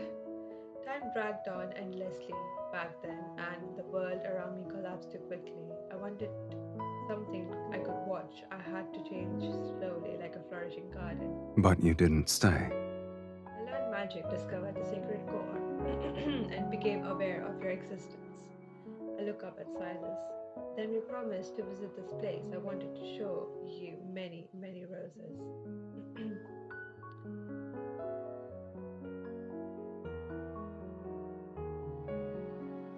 Silas picks a rose and tucks it in my hair. You kept your promise. It's the perfect place to mark the beginning of our life together. The very start of the rest of our lives. I don't think the rest of our lives is a new concept for us. Indeed. Our lives now have a beginning and an end. The boundaries are distinct.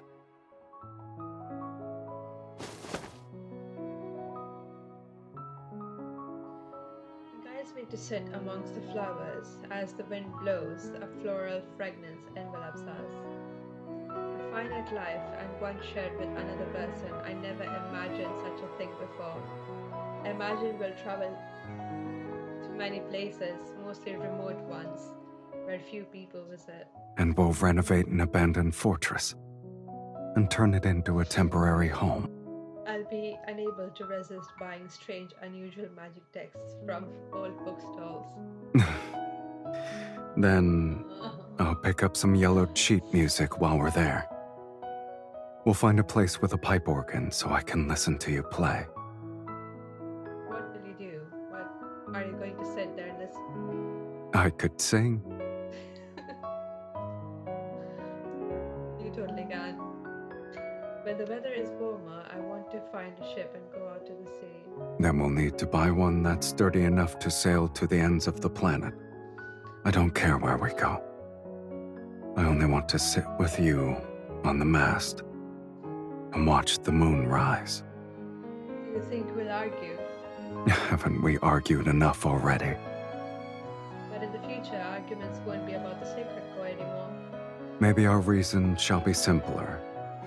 So simple, in fact, that they'll be about a dish's seasoning. But our arguments will always end quickly because I'll prioritize your happiness. Okay. You sound confident. Tell me more. For example, I could make you a wooden bird that caws. Mechanical.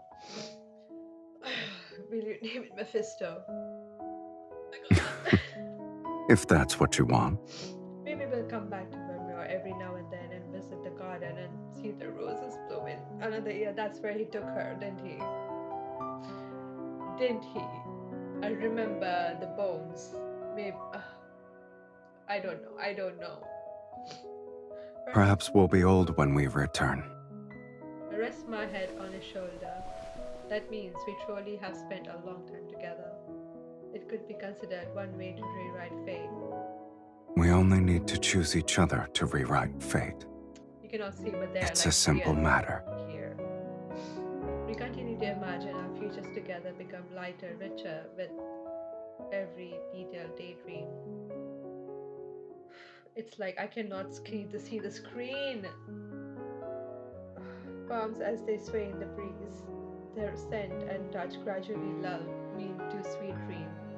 Everything is peaceful, gentle before the world's collapse.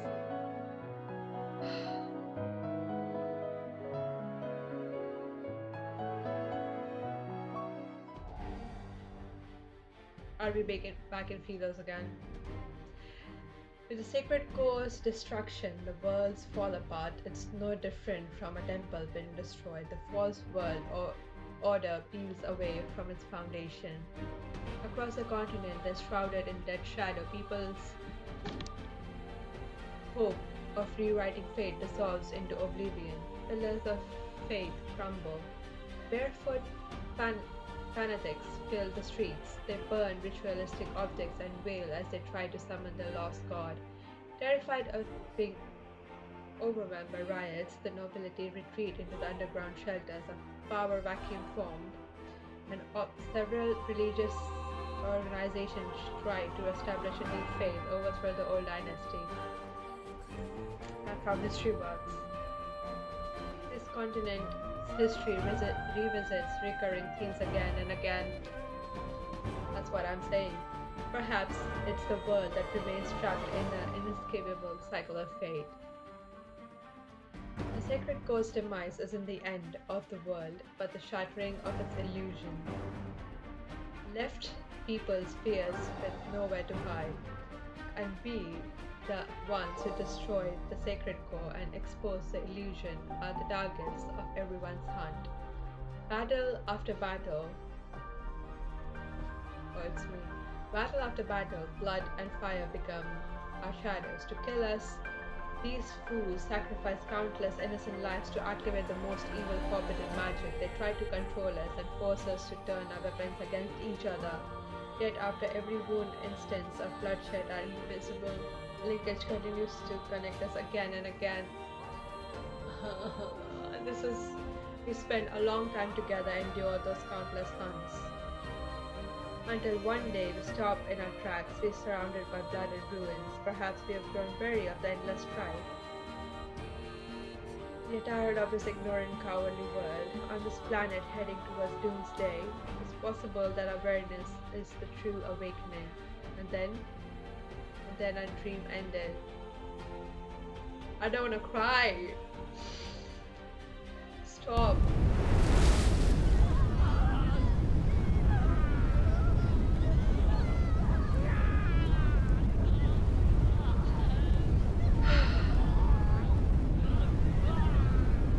Don't look back.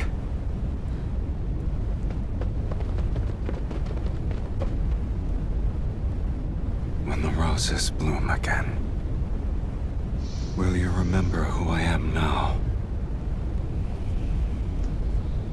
I'm trying hard not to cry. So long as our souls remain unchanged, we'll surely. I'm not gonna read anymore.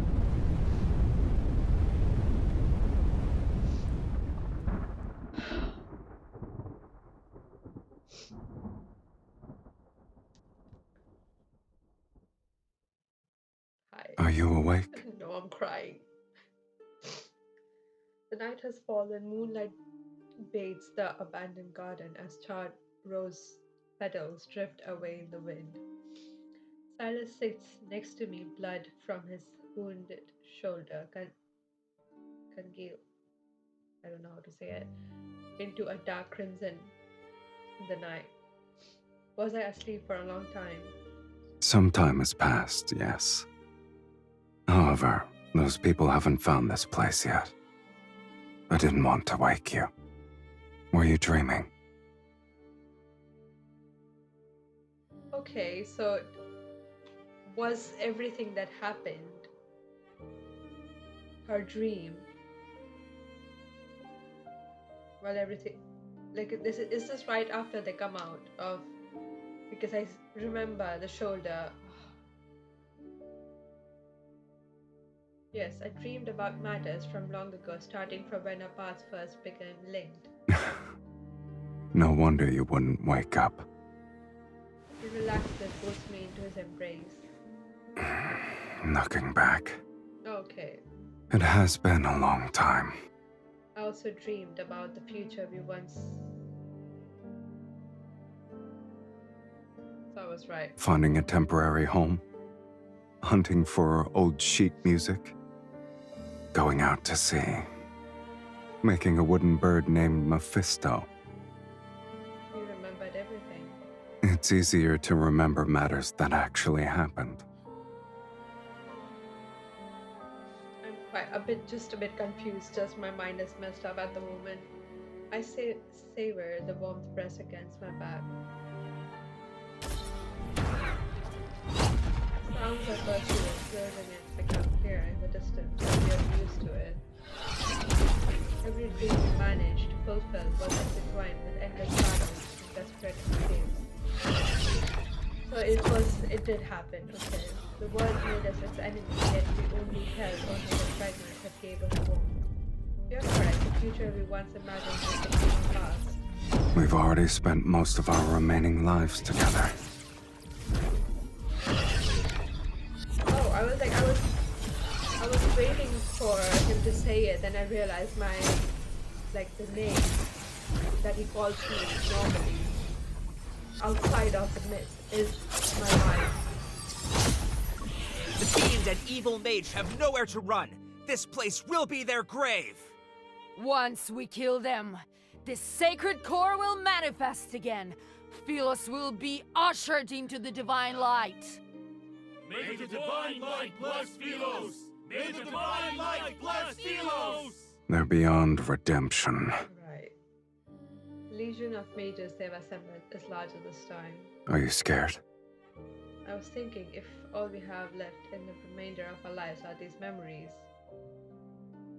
Carlos turns to face me, his gaze piercing my innermost thoughts.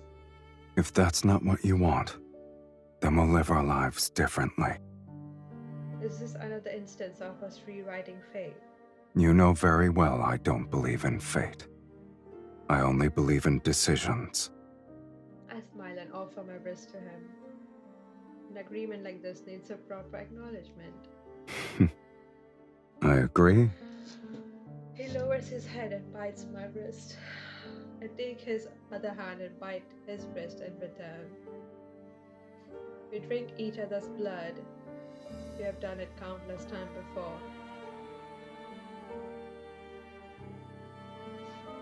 The ritual is complete. Are you ready to partake in the final feast, my dearest wife?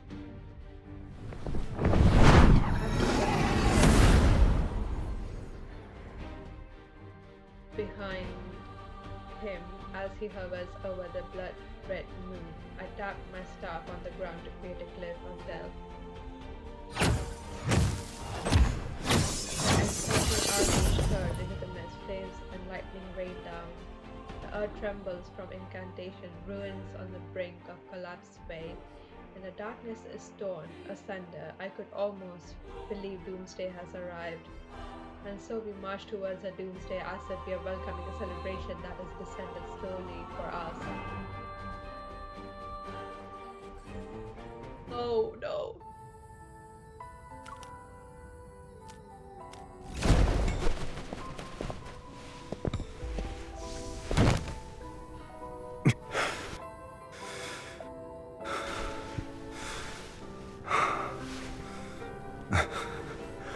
I suppose this is the end.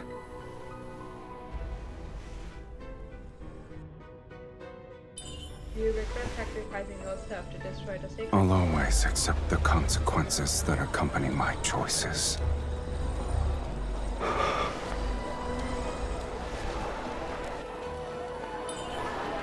When you got returned to the underworld and you end up in this situation with me. What about you? Do you regret rewriting your fate so you could live as a mortal? Of course, so don't listen to them. All right then.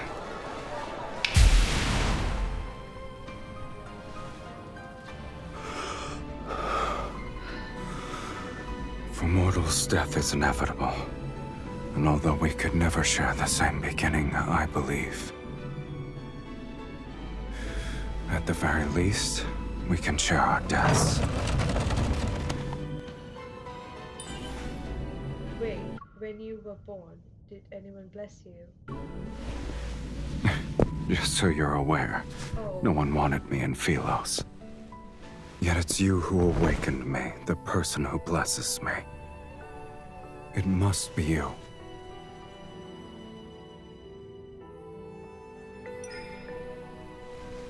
Sylus, I will give you my blessing. Did you lose your magic and voice already?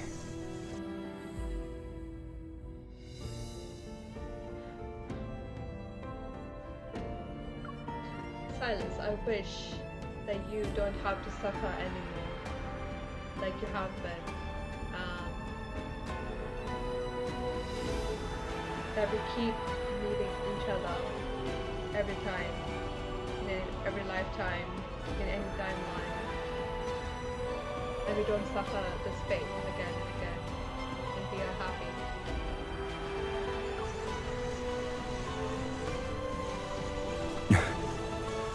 Now I have truly been born into this world, with you in it. I don't know if I was supposed to say that, but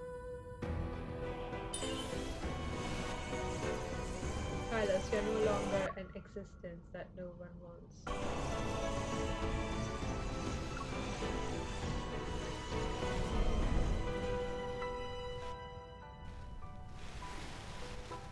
I'll remember that.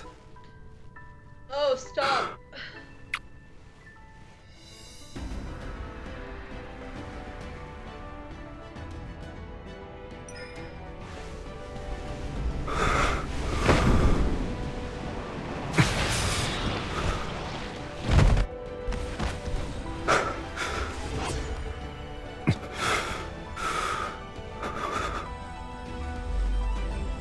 You truly have no regrets. I never. Oh my god. Let me read. I never will, as long as you're involved. Let me just take a.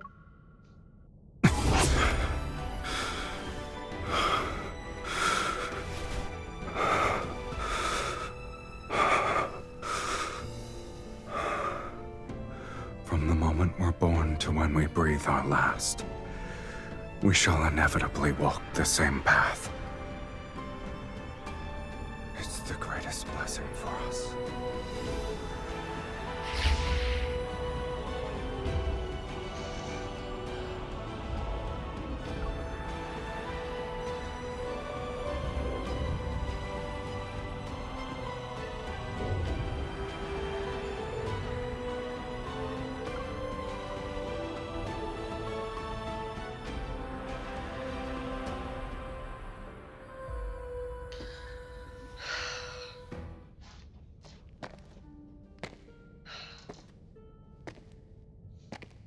It's as if I'm in a dream.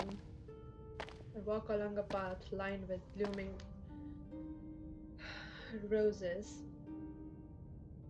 Those rose petals pave a soft road, and the air carries a cool, fragrant scent.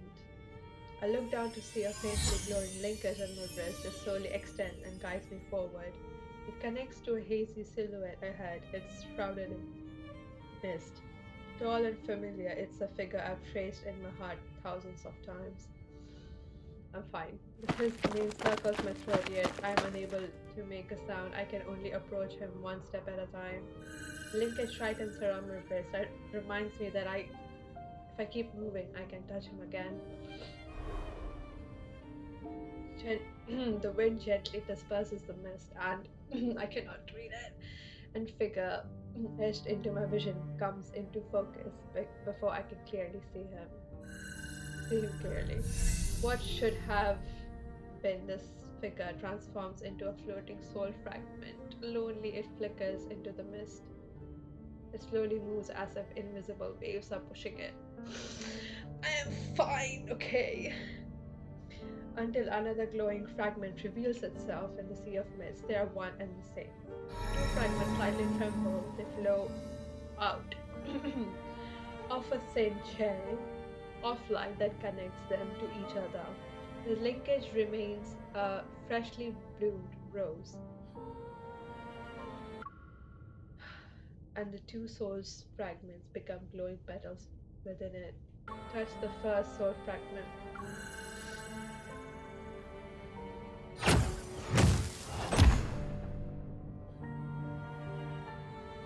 Underworld, long ago, beneath the boundless grey sky, countless fractured world fragments akin to enormous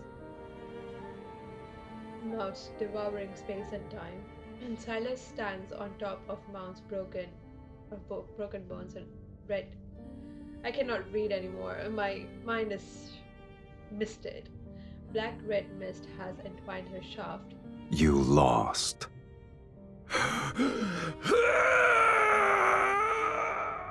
The defeated fiend gradually crumbles to ash amidst agonizing howls, yet before he disappears, a deep voice reverberates.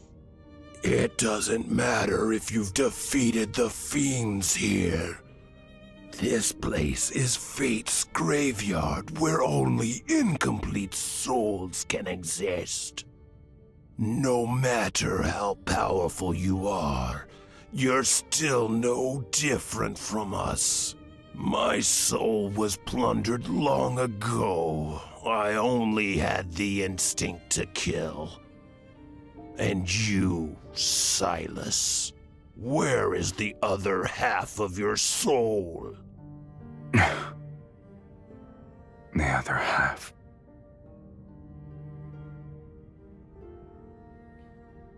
Oh, I was like, don't stop there.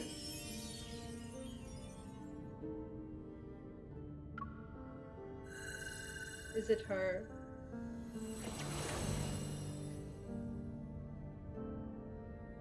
Candles sway in the corner of the hall. A mage's hunched shadow is cast on the wall with bloodshot eyes. She stares at me. Your immortality isn't the result of divine favor. It's because half of an immortal soul is trapped inside your body. This isn't a blessing. It's a curse. So long as that immortal half remains within you, you cannot meet death's sweet embrace. You'll only be greeted by endless torment as you're repeatedly torn apart.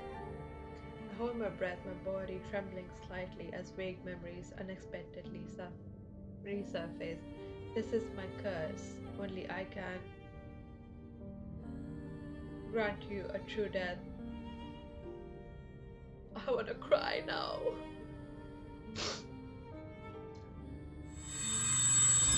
I'm fine. A severe headache strikes me and cuts the paths that lead me to my emerging memories. How can I break this curse? I'm willing to do anything. My teacher remains silent for a moment as if reciting a prayer for me. Then she speaks. The only method. You must enter the sacred core and rewrite your fate.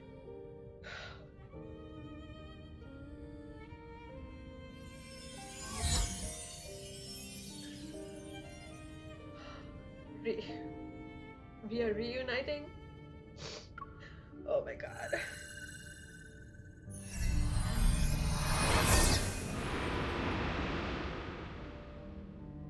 We must offer half our soul to the other. They'll be merged to forge an unbreakable bond. Stop. I don't want to see this again. I'm not reading that.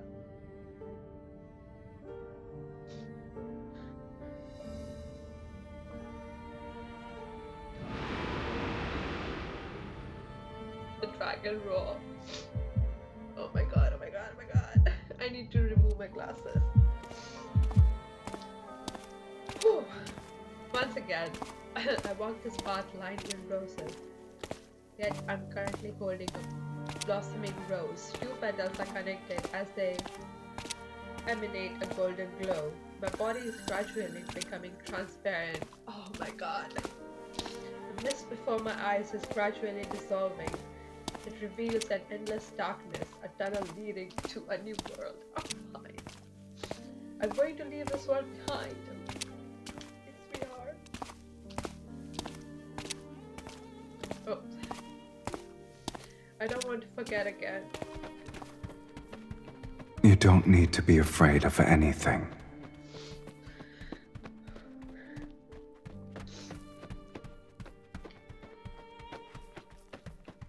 I will find you, and we shall inevitably walk the same path. The world we find ourselves in doesn't matter.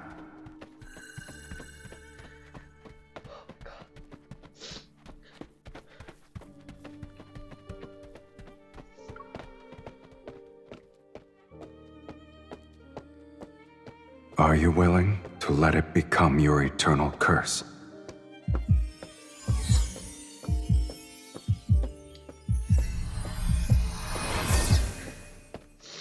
At the end of the path, the mist disappears and white light is poured into me.